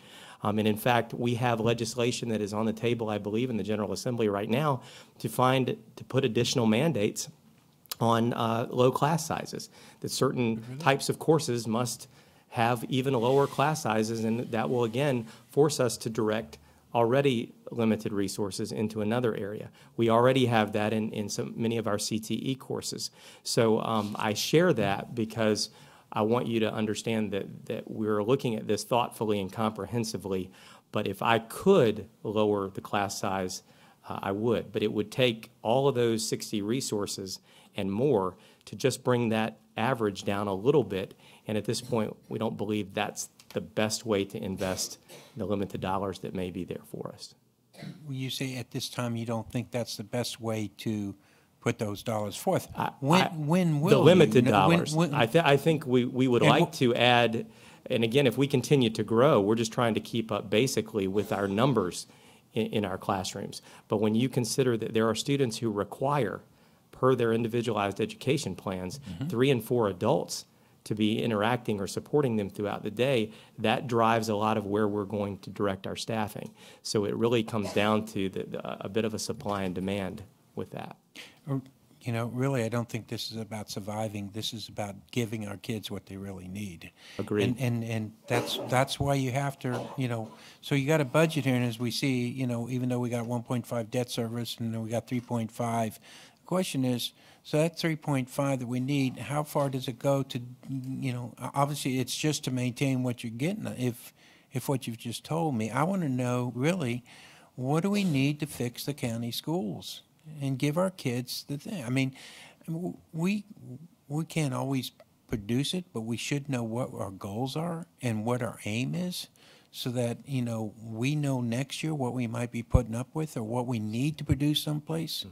And stuff of that nature. I mean, I appreciate what you're doing here, but I think just trying to keep where you're at with the average and stuff of this, and you know, it's a complex system. I really do know that. And it's getting more complex every year because of the mandates based on the state, the government that's not filling their part of the mandates by funding some of this stuff. I really do realize that. But I think, you know, priority is education. That's our future for here, for every place. And I'd like to see, maybe we can sit down sometime and just tell me where we're at in this thing, because I know we lost a lot of teachers in the past years. Okay, Well, and that was right. before you actually took over. Okay, because I know that Jerry Hill and those guys, when we lost them by retirement, we didn't fill them. And so maybe there's a better understanding that we can put as public schools to this board and to the public as far as this is what we've got to do if we really want to give our kids, because everybody's talking about it. We should give our kids a chance. Well, I think the top two goals that our board members laid out today really do speak to where we want to continue to invest, at least over the next couple of budget cycles, and that is in the compensation and in the resource area. So I think you have there that is the outline. That is the solid areas for our need. And in terms of the volume and the numbers, I don't think you're going to have me or anyone else suggest that we would not willingly accept a great deal more. Well, it'd be nice to know how much more, is what I'm saying. And, you know, Well, I'm not opening the door, say that we can do it, but folks, we need to have how long will it take us to get this? Maybe we'll never get there, but I certainly do hope that we can, and this isn't any criticism of what you guys are doing. What I'm seeing is being on the school board, now being here in the position to fund it, and what people tell me about education. You know, tonight was a good point, because all we ever get is Massaponic is overcrowded. It's overthink. Well, it all depends how you defined it. Okay, our schools are doing well. Understandably, that the hallways were not made wide enough, like I think we did in our newest high school over at River Bend. That was designed to handle the 2,000 students. Okay, not only with classrooms, but with the hallways, if I remember properly. Okay, so I just, you know, we got to start somewhere. That's all I'm saying. I just want to comment that on slide 50, you said how much would we like? 120 FTEs is the goal, so you can give it to us all in 1 year. We'll accept it. No, I understand. And that would answer your question. Okay, my question then, with 120, if you got all 120 this year, let me ask you something. Where would that put you?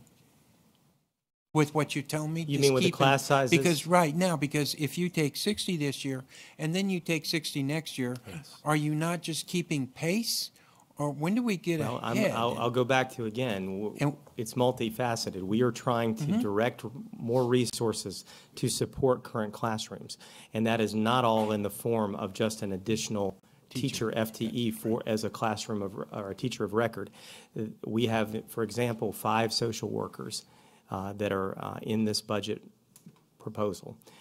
There would be 5 more next year and 5 more the following year. So an example of that would be we would like to have 15 additional social workers. So that's just an example, and I think so when you look at all of the areas, you can you know, times those by 3. I noticed on, well, first of all, of the back to minimums that you talked about, you had 141 out of 155. I think was Mr. McLaughlin talked about it on slide 40, just for the heck of it. So maybe I missed it. I'm sorry if I did. But the question is, where did the other 14 go to, or what are they? Because you break them down to paraeducators, bus drivers, bus aides, instructional technology, and you say of these employees, 141 are these. So Evergreen Study Plan, what's the other 15 in there? I think there's quite a few singletons. I'm going to, again, not looking at it off the top of my head, you might have a coordinator, you might have a nurse, you might have a social worker. There are a number of different singletons for those. Sure, she has it in front of her. So when you look here, Mr. Skinner, you're basically looking at your cafeteria workers in terms of your aides. You're also looking at your maintenance workers in terms of your custodians, as well as your clerical staff, as well as transportation. So those are the answers in terms of the single ones. And that'll bring you back up to the 155. Okay, thank you very much. And I believe I'm Appreciate thinking of that. some of the singletons for the classification, so I apologize for that. So when we talk to ADM, you get students coming in September, October, November, and then it's finalized in March, correct? What is your ADM at March? But here's a question, and I've had it many years now. Why does the state wait that long? Because if you're getting paid more money than the students you actually have at that date, because it's particularly on March 31st, correct? Or that date that they say, what is your enrollment? And then they go back and say, this is how much you get, correct? Right. And so my question is, what happens if we underestimate? We come out under than what we've been planning for. Where is that money taken away, or can you explain that to people? I'll speak briefly for finance if someone would like to come up. So what we do is we don't underestimate. I mean, Maybe that's smart, yeah. But I do think if you did underestimate, you would have to find a way to fill that funding void. And so you have to keep those projections fairly conservative in terms of the methodology that these folks could share that with you. Okay, so what happens if you overestimate? Well, then we've got to figure out a way to pay that money? Yeah, to pay that money. I really think that in the school system, as you as a board or you as the association, the Educational Association, Virginia, need to figure out why we are waiting so long to do that. I don't understand it. Puts you in jeopardy, right. and it doesn't seem logical to me. Well, to do I think that. it's become more difficult since the recession. Again, this is another whole area that I won't go into too much depth, but the methodology for funding in the Commonwealth is been around for a long time and has not been updated through feedback. But I will say that it used to be more, you could predict more, not only your students, but particularly you could predict what you could count on in terms of state funding the next year. But that has been much more difficult. So that's why I say right now our folks have to be conservative in those projections and really stay on it, not just during those months, but throughout the year. I'm going to skip that question. I can find that later. That's all I've got. Thanks very much. Thanks for the presentation, too. Appreciate it. Anybody else? I'll make mine real short, Mr. Well, I'll try anyway.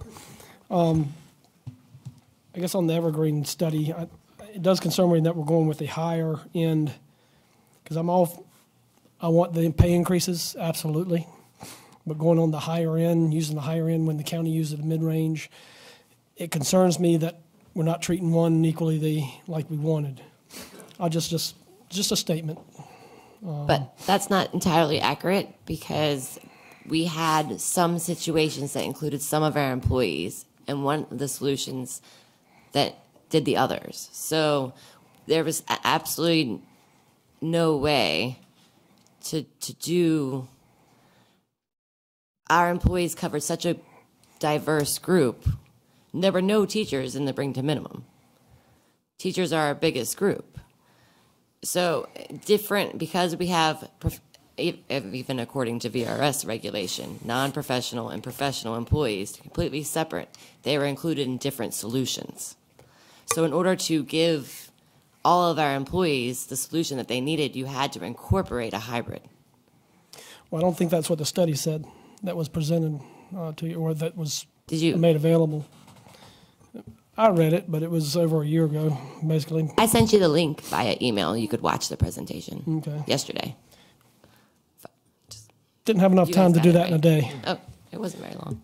Anyway, well, I do have a life. The pay scales, were they ever adjusted as recommended by the Evergreen study? Well, we asked them to give us a pay scale recommendation to try to provide more equity in the progression between steps on the teacher scale. And they did do an analysis of that, and that would have cost over $10 million to do. Okay. Just alone. All right. I guess one of my questions is, I think, we're already talking as a board as far as a new school, and if at some point in the near future, maybe we can get some sort of estimate idea of when you're thinking we might need a new school, so maybe we can do some planning and some forethought on where to get this money to do, because I think if we have to build a high school right now, we don't have the borrowing capacity. It's not there. And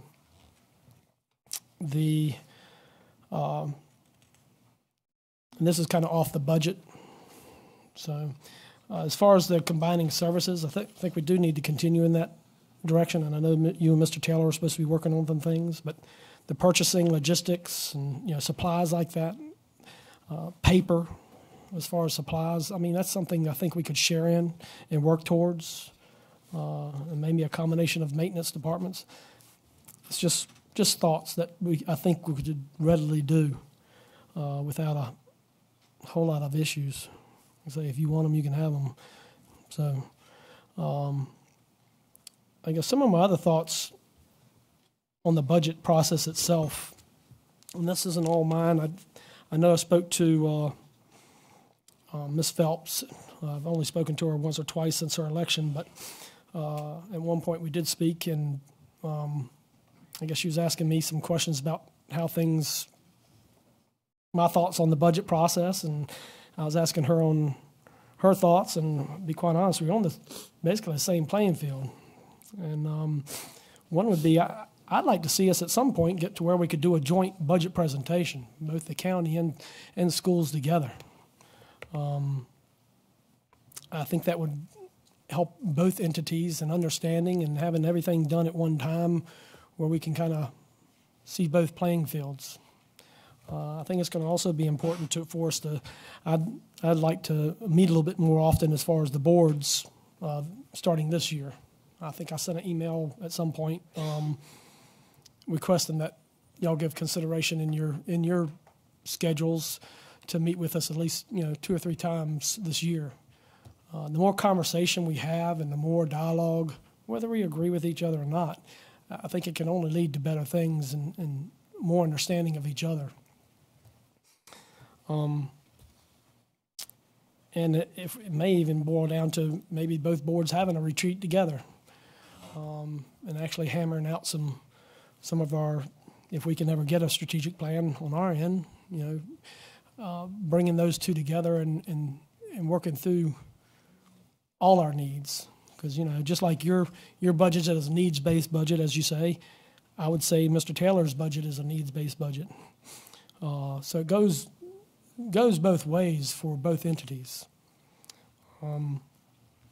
I would, on the health care, I know this is already brought up, but I'd already suggested this year that we hire an advisor, a nonpartisan health care advisor, to actually look at both and to give us ideas of what we can do for both entities.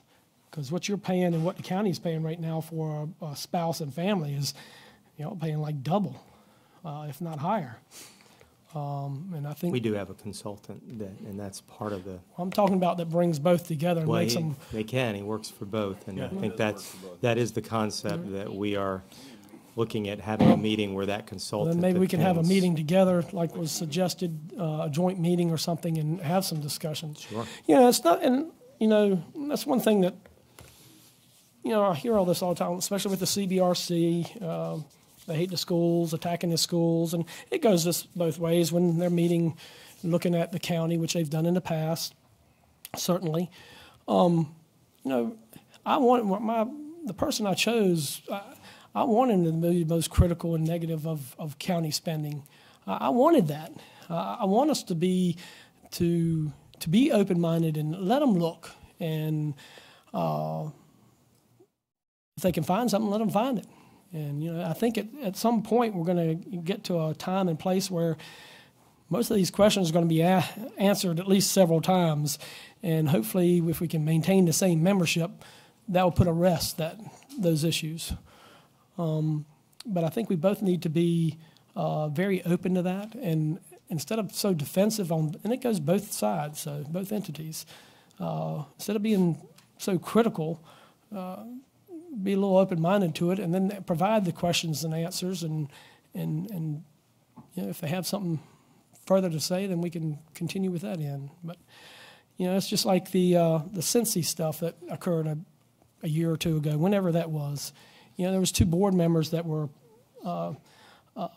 this is the little Cincy smelly stuff in the school or whatever. I guess at some point they found, somebody found that the schools had spent a little bit of money on some Cincy. And I think there's 2 members that immediately jumped up and revolt against that, and how this is for the children. And then it was found that, I think, Mr. Baker, you made a statement that was probably wrong, and because allergy issues and stuff like that. And then it was put to rest. But I think we all need to be open to these questions and scrutiny from basically the public. And, just because the county asked, like I say, I guess the thing that comes to my attention most is our discussion about the kids being brought from out of county by the teachers. Just because we ask questions about that doesn't mean it's y'all's authority to either do or not to do. We don't have the authority to tell you not to do this or to make any decisions for you on that. But we got to be at least open to the conversation. Just like with the health care, retirement benefits, we can't keep the status quo and just keep going and spending and spending and spending. At some point, there's a point where we got to say enough, and there's going to have to be some change instead of the same status quo. And it goes for, again, I'm just making this kind of open statements for both entities. If we can look at things on each side and come together, it may be a benefit for both. Because I'm sure your employees would love a $300 deduction in their health care. That would be $300 more in their pockets. I'm just using that as a very, very broad example. So when we can come together and discuss things and look at both sides, and like we say, we want to be equal, then that, when we can, in the areas that we can, we need to. And if one side or the other has to stomach a little bit of a change, then that should be for the good of either and on both. And the more money we can save as a county is more money we can give to you and to the kids and to provide that quality education. Just general statements. So, but I'm hoping to have more conversation on the budget a lot sooner and prior to when we have to meet like this, especially between you, Mr. Taylor. I think, like I say, the more conversations, especially you two have, because y'all live these positions on a daily basis. You see what's going on a daily basis. We see it on a part-time basis. And when both of you know kind of the needs of each, hopefully somewhere in the middle you can meet, and we don't have to have all this scuffle all the time with budget. Maybe we can start meeting somewhere in the middle and not having such contentious budget sessions and everybody getting excited and letting us work through everything.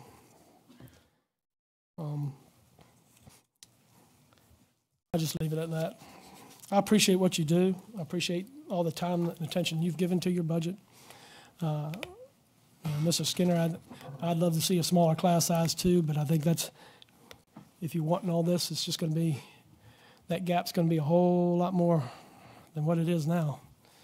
And I feel for the teachers because I know it's like herding cats 90% of the time. And for the administration in the schools, I'm sure it's like herding cats as far as with the parents. 90%, well, I won't even give them a percentage. I'm sure there's a high number of parents that it's not my kid syndrome. When I was a deputy, I can't tell you how many houses I walked through and with a kid in tow, and the first thing out of the parent's mouth was, not my child. So I feel for you. But I appreciate you coming tonight, appreciate what you've said and the information you've provided us. And I guess we'll be talking very soon. Okay if I sit down? Thank you.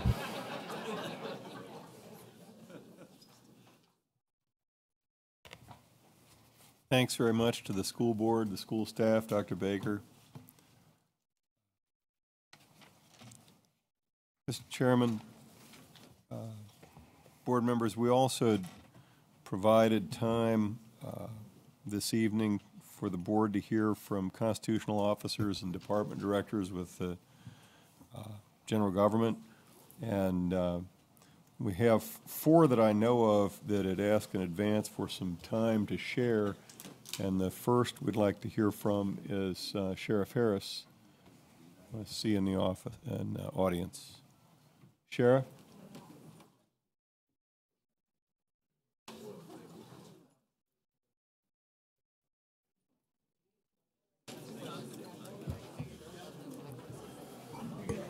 Yeah. Mr. Taylor, we're going to take a 5-minute recess. Sir. Sorry, Sheriff. Recess 5 minutes. How are you?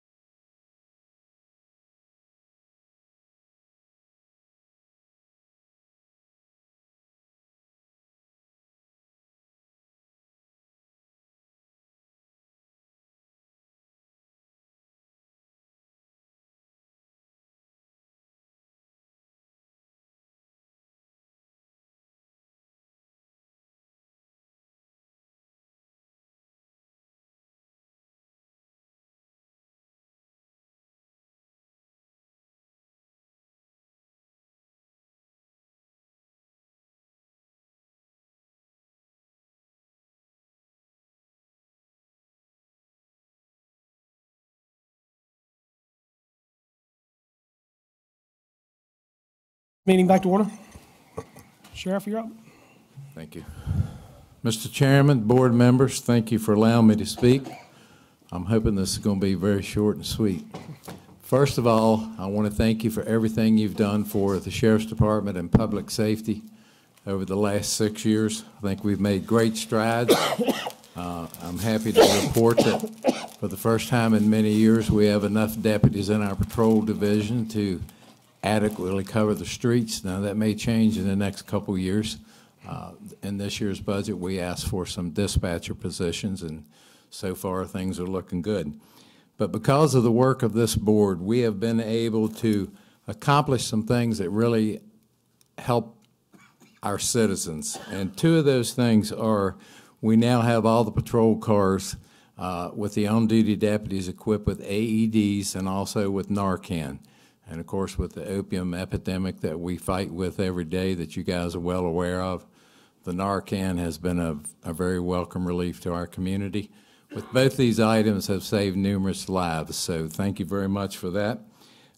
As I mentioned earlier, the acceptable level in our patrol division is great right now.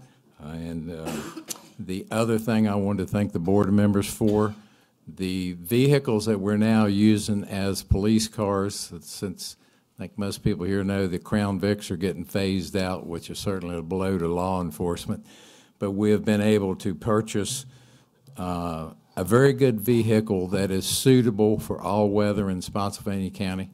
It's a lot safer vehicle for our deputies. With the capacity and the vehicles we have now, we're able to respond in any weather conditions to just about anywhere in the county, and that has been a great asset to the department as well as the citizens. Other than that, if you have questions, I'll do my best to thank you. I just wanted to thank the board members for all you do for public safety and the Sheriff's Department and the Fire Department. Thank you. Thank you, Sheriff. Any questions or comments from the board? Thank you, Sheriff. Thank you, gentlemen, very much. Have a good evening. Next, Mr. Chairman, Mr. Remora from Economic Development had asked to present, but he has ended up with an opportunity for a high-level meeting chasing a very large project we're working on. So his deputy, Debbie Sanders, is here just for a brief comment. Thank you, Mr. Chairman and members of the board. The Economic Development and Tourism staff is small and busy. We work vigorously to attract and retain jobs, tax revenue, and economic growth. Our efforts involve diverse high-priority topics under heavy competitive pressure. Some of our work spans a year or more in coordination with multiple stakeholders. Please reinforce our team with resources that allow optimal, sustained efficiency and results. Funding to add a special projects coordinator and a year-round interns would be very helpful. These efforts can also support a succession plan for mid-level staff to grow. Thank you. Thank you. Any comments or questions from the board? Thank you. Thank you. Thank you. Thanks very much, Debbie. Jane, Information Services, please.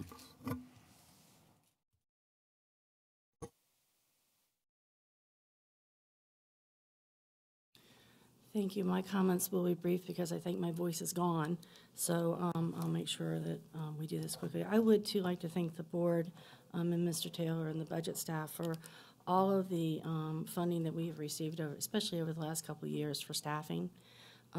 There is very little that was not recommended in this FY19 proposed budget. But there is one item I want to bring to your attention that causes me some really great concern, and that relates to some GIS funding that I asked for to supplement for outsourced resources to continue to support the efforts that we have in GIS as it grows and expands exponentially. We currently have $15,000 recommended. I requested a total of $150,000. We do have a number of huge initiatives coming forward in public safety, in G911, which removes all of the legacy telephone routing for 911 calls. It will become GIS-centric. We also have another initiative, the new public safety system, which will also be very, very GIS-centric and will completely absorb the new GIS position that you've approved for public safety. We have always used outside resources to supplement our staff. It's the smart thing to do. When we have a task that our staff either has no time or does not have the talent to do, we hire people to come in on a task-based order to complete that task, and then they leave. We pay the bill, and they're done. It's a very efficient use of county resources and funds. We have a lot of again, like I said, GIS initiatives, and it doesn't just include public safety. Crime mapping, of course, is public safety, crime analysis, community policing planning, emergency event planning. We are part of, the GIS is part of the EOC during emergency planning and events. They're also part of the search and rescue team. In addition to all of that, we also support heavily the Economic Development Department in their endeavors, and those are very, very tight time frames and can be very extensive. When I have staff pulled off to work on those endeavors, it means that nothing else is getting done. We do a lot for planning, we do a lot for transportation, we do a lot for tourism, and so on for plans reviews. So I would just ask that you would consider potentially restoring all, at least some, or if not all of that funding to the budget. And that's it. I'll be happy to answer any questions. Questions, concerns, comments from the board? Thank you. Thank you, Ms. Reese. The last that had signed up was Gail Crooks with Social Services.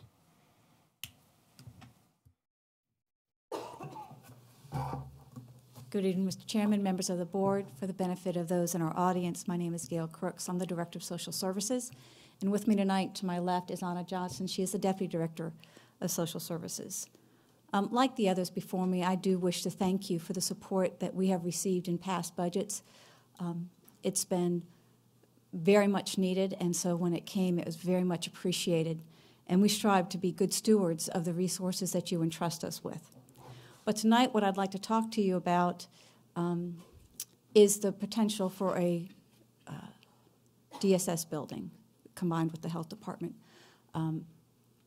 I'm focusing on that rather than on our operational needs because as we ended last year with our presentation, if we had more staff, the question is where would we put them?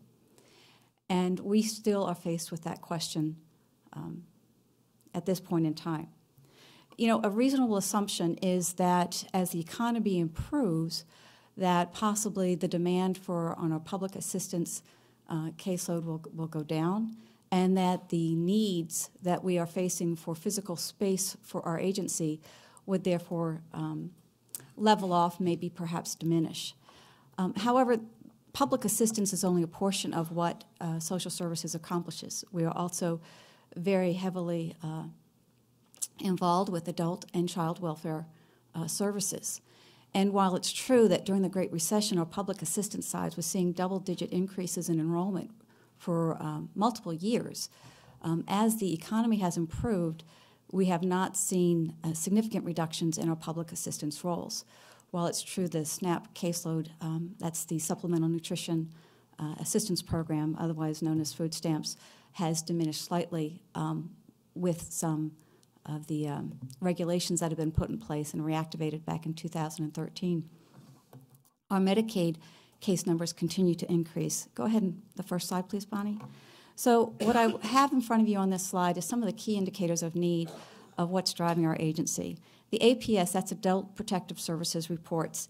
As you can see, they have steadily increased from 2013, continuing on up to FY 2017. Not only is our population growing, but our population is graying. Several years ago, the persons over the age of 60 accounted for only 10% of Spotsylvania's population. They now account for over 13% of that population.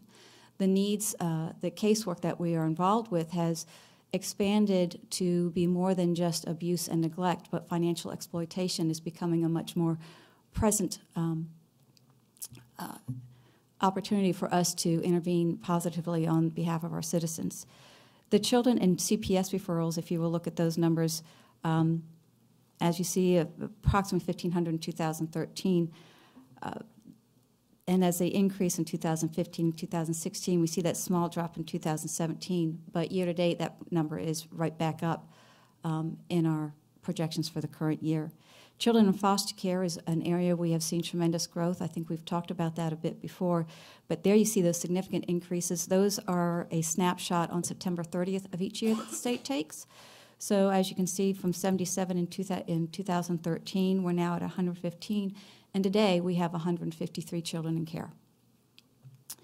Adoption subsidies are cases that our foster care workers continue to support. Those are when a child has been adopted who has some special needs, and so there's a subsidy that goes along with the adoption, and that's through the child's age of 18 or 21 if there's some special, an extra level of special needs involved, and our workers are responsible for maintaining them, or if the people come through and need addendums to those subsidies, if that child's presenting for an elevated level of need or has a change in circumstances that require additional resources in order to support them. And then our public assistance clients, that's an unduplicated count. Those are people who have accessed a public assistance program at some point in the year. So it is not a snapshot count. So as you can see, while we actually finally leveled off a bit in 2015 to 2017, the numbers are not going down. I do not have, go to the next screen, please. So just looking at the a snapshot of today, fiscal year to date, we have 124 APS reports, so we're on target to be 200 or more. Under CPS referrals, a bit of a change between the slide before. This is the referrals, not number of children. To put it in context, that 1,500 number of children that you saw on the last slide was generated by 935 referrals. We are currently at 703 referrals year to date, which means we're on track to be at over 1,100 referrals. And so if you took the average children per case that we saw last year, that means we'll probably be seeing over 1,800 children as part of our CPS referrals as compared to the 1,500 of last year. The adoption subsidies are up at 222, and as I said, children in foster care, we're at 153. I don't have the staff to support 153 adequately. We are staffed to support at maximum about 103, I think is what I put it at, 103. And that's if everyone's carrying a full caseload and everyone is fully trained, which is not the case. When we've got turnover attrition rates of 50 to 75% annually, we're not having fully staffed trained on for all positions. So, but I'm not here tonight to ask for more staff because that goes back to the question, where do I put staff if I'm approved for them? The public assistance clients, that's blank. Please go to the next blank. Because there's nowhere in the system where I can get a snapshot of the current enrollees. I'd have to pull the systems and do an actual manual count. So I did want to show you the trend in the Medicaid, though. And the reason why Medicaid's so important, because that's where we're seeing, have been seeing the sustained growth, and Medicaid expansion is on the table again. And this time it's on the table with another bill reference that has a work requirement, which means managing that case becomes even more challenging and more time-consuming because you have to touch that case more often to double-check if people are still needing qualifications. So the county right now accounts for about 20% of the 1 million enrollees that were in 2017. A very conservative estimate about additional people across the state for Medicaid. If Medicaid is expanded, it's about 100,000. I think that's low. Just based on the experience of other states, when they've gone to expansion, there's always been a shadow population that comes out. And by that, I mean the estimates may be at one level because, but actual then comes back and they're anywhere from 15 to 20% higher than estimates have been. And so, but based just on the concern of 100,000 additional people across the state who would come onto Medicaid, we'd be looking at another 2,300 enrollees for us to carry. And that doesn't count the number of people who would be applying. And we have to treat each application and resolve that application within a time frame of 45 days or less. So in addition to that 10% increase in enrollees, I would expect another 20 to 25% in applications. So those are the things that are driving our need for our space. And there are things that we do not have a direct control over. We have to respond to those levels as they occur in the community. Next slide, please. So, but we have tried, as we've experienced this growth, and it's been some rapid growth, we have taken some steps to try to adapt and be responsive and make our space work. In 2010, when we moved into the building, we had 77 full-time staff. We now have 93. So we've had a almost 20% increase in staff. So we have revised the second floor footprint to create more work cubicles.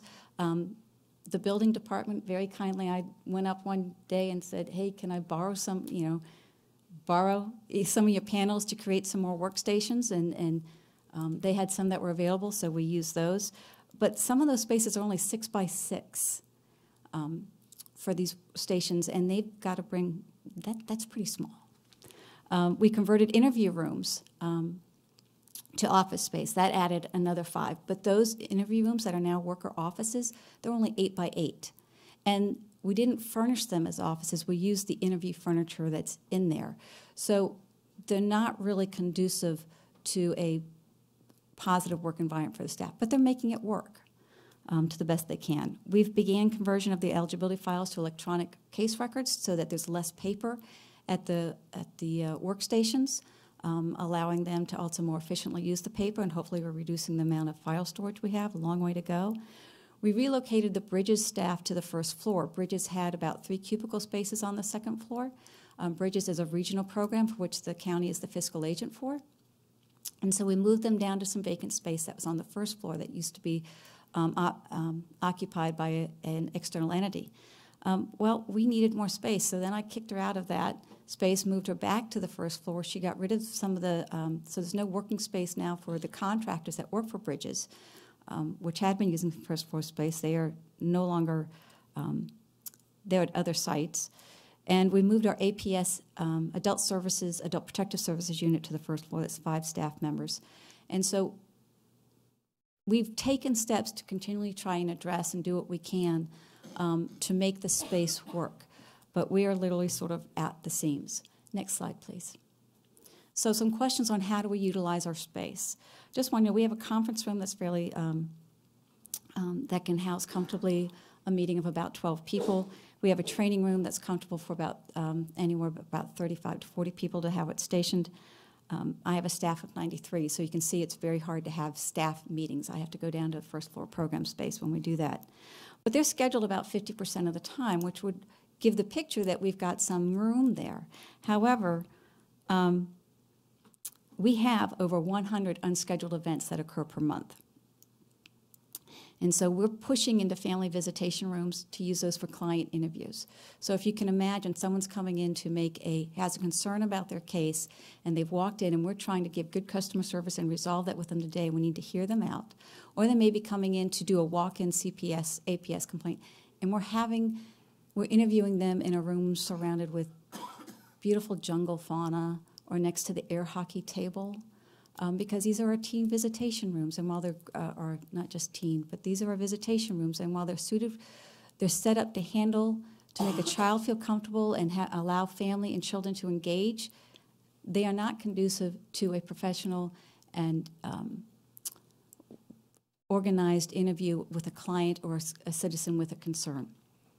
The family visitation rooms are used over 30 times a month for things other than family visitation.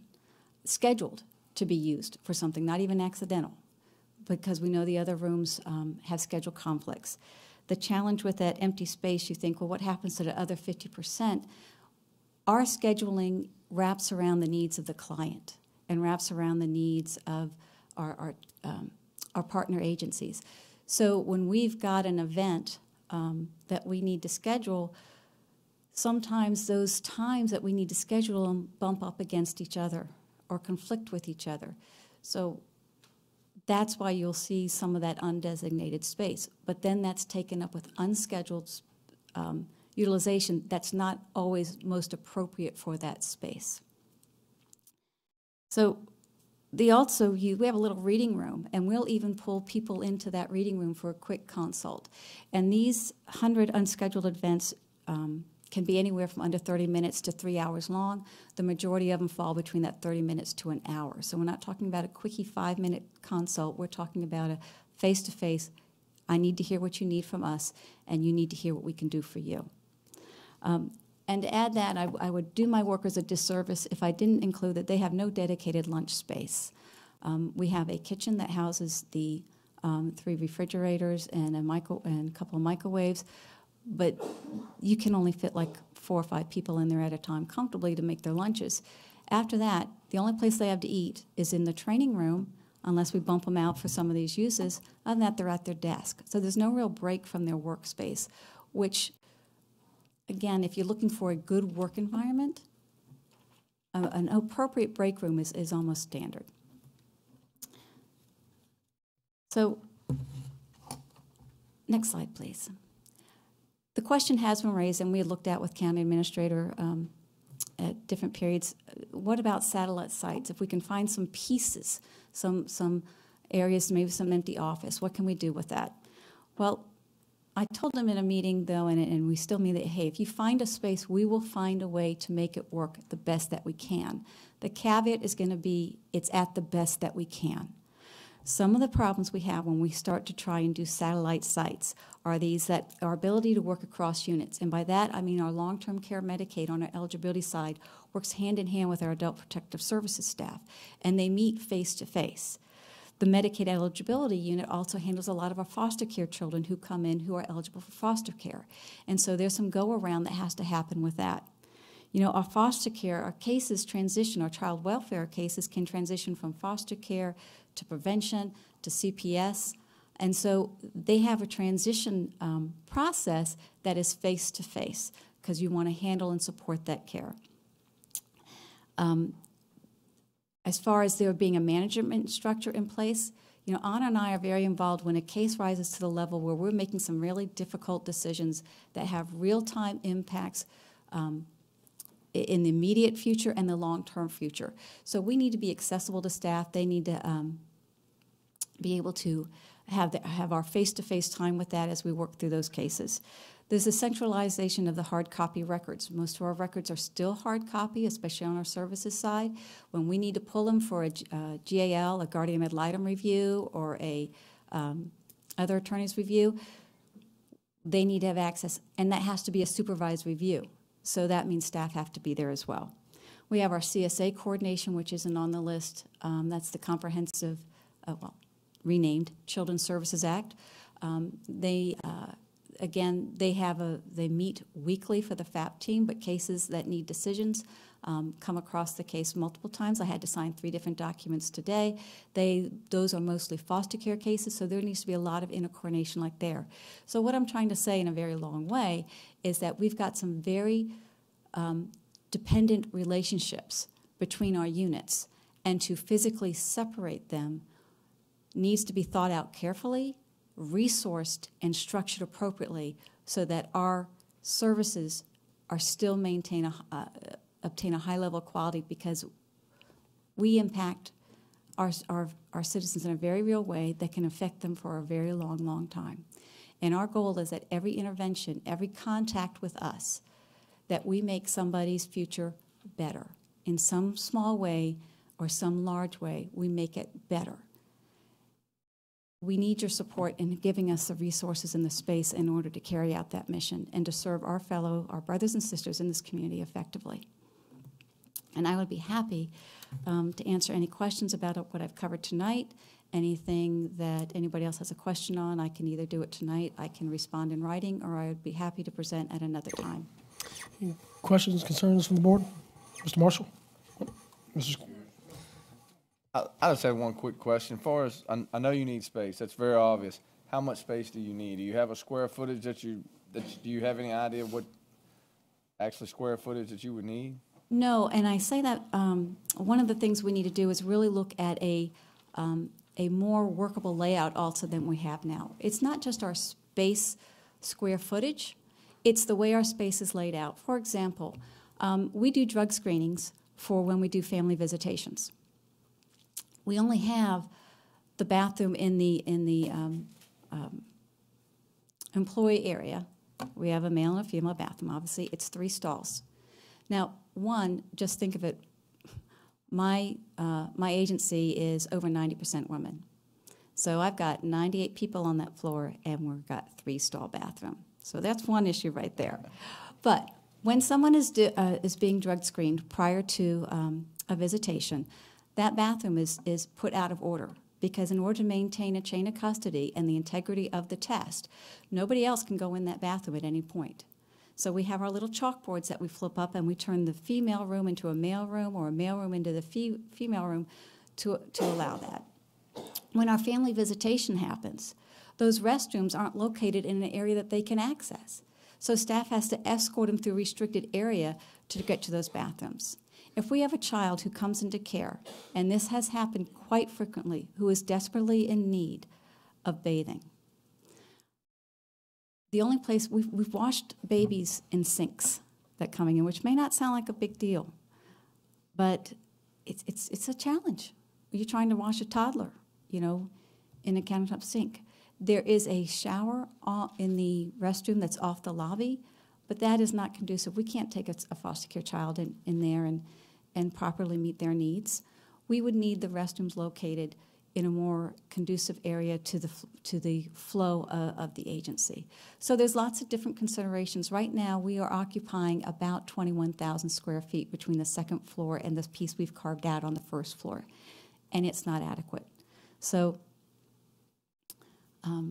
I'd be happy to, as we get further down the road, I think we can look more at that. I think there may have been some work already done with the space study, but I don't have those square footage pulled out of it.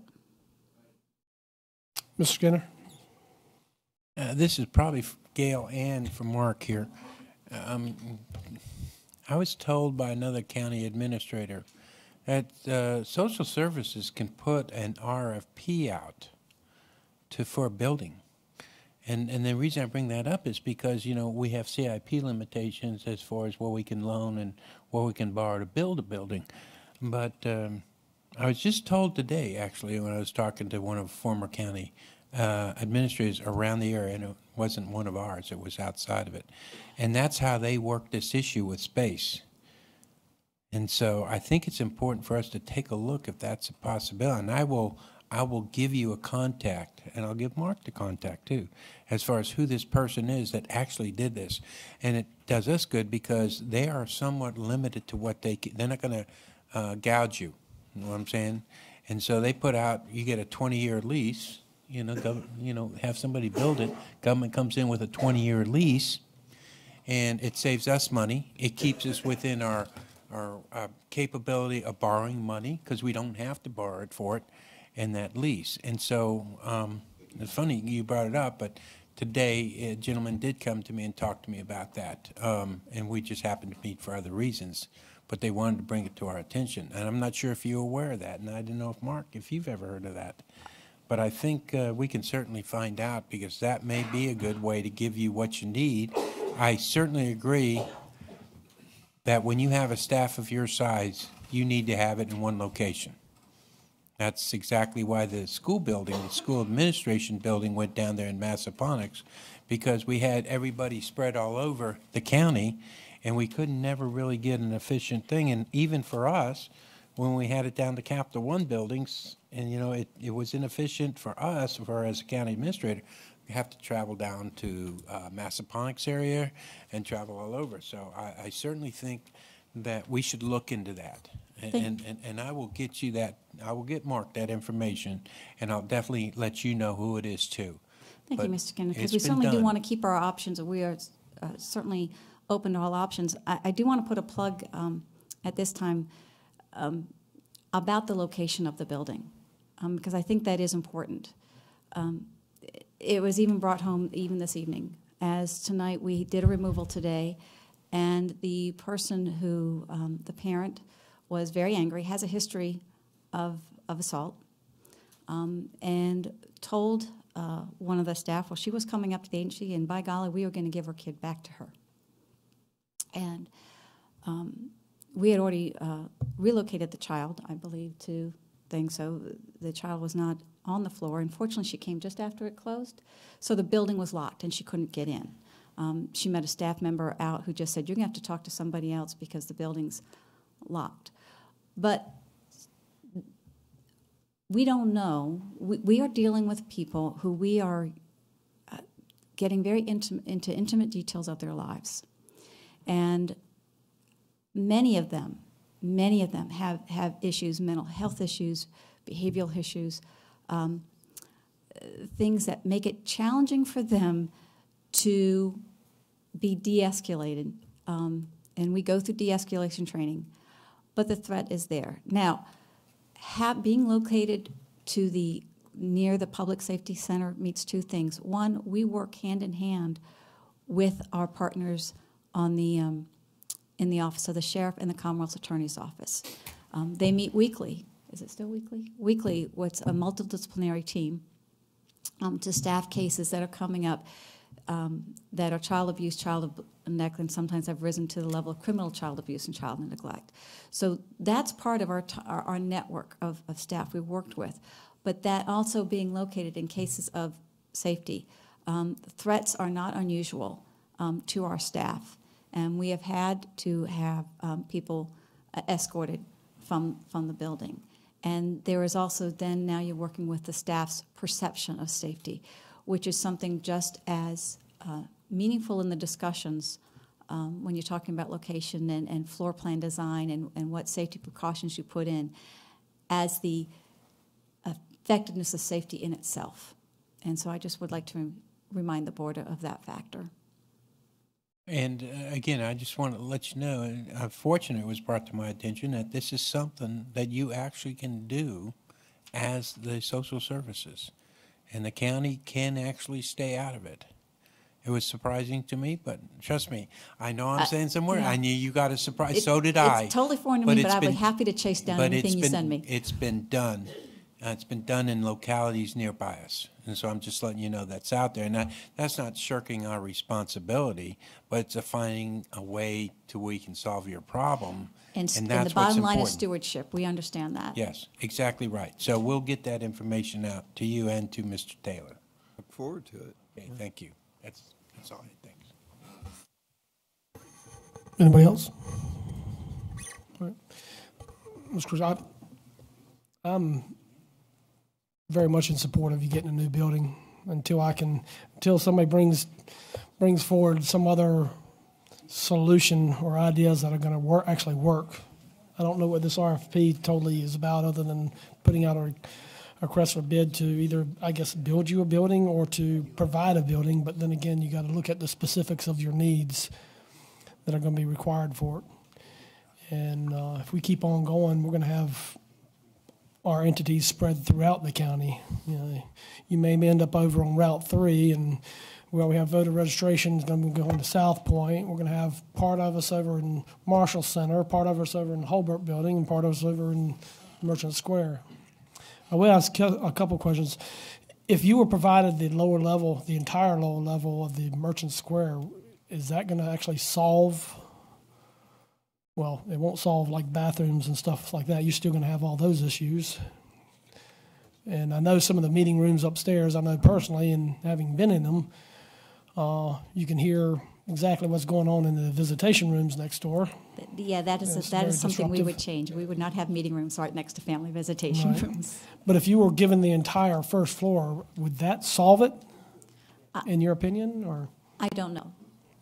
It would certainly, if that was a road that was going through, I think it would take us sitting down and looking at it and making sure, again, that it combined good stewardship with appropriate resources. Because I think the thing we would all want to avoid is spending money to move us to a space that was not appropriately designed or appropriate to the needs. And so we ended up having other resulting issues instead. So I'll just certainly open to all options. I'll just end with saying, I don't know how your employees have put up with it as long as they have. Y'all are packed in there, tight. It's pretty bad when employees have to turn sideways to each other to get by an aisleway. I don't know. Having been in that situation before and then having also employees spread out in different locations, it makes supervision horrible to try to keep up with and keep track of your employees and what they're doing when you're having to travel to 2, 3 different buildings to try to track people down. So I understand what you're going through, and I support a new building for you, and unless we come up with something conducive to what your needs are right now. Because I have a feeling even if we provided the entire Merchant Square, there's a whole lot of more work that needs to be done in there to actually make it conducive to what you provide the citizens and what's required for your staff. So, thank you. If I may, I would like to read some comments from some children because they were written to social services staff as part of a Valentine's Day, but really they're to all of you because of your support and the resources you have provided to us. You have made these statements possible. So this is from Ellie, who was 3 at the time of the removal, and she is now 5. And she was one that was in a paper, part of a newspaper story. It was well-known, a well-publicized case. They called them even in the paper. But she wrote, you sent the police to save me from my old house where I couldn't get out and play, and there wasn't so much food to eat. Another child writes, you took me out of my home where I was not safe sometimes and put me in a safe home. Another child writes, you gave me a good home with a loving family when I was a little baby. And lastly, someone says, you gave me a chance, a real chance at life, and I am thankful for that. These are statements of children in your community who are on that path to that better future because of the resources you have provided to us. So on behalf of those children and on behalf of my staff, thank you for that support because you made it possible. Thank you.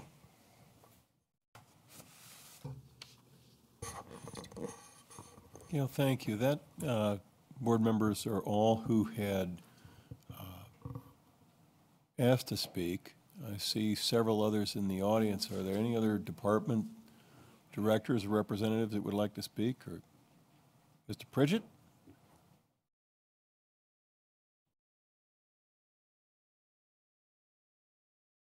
That's all from staff departments, Mr. Chairman. And that concludes tonight's agenda.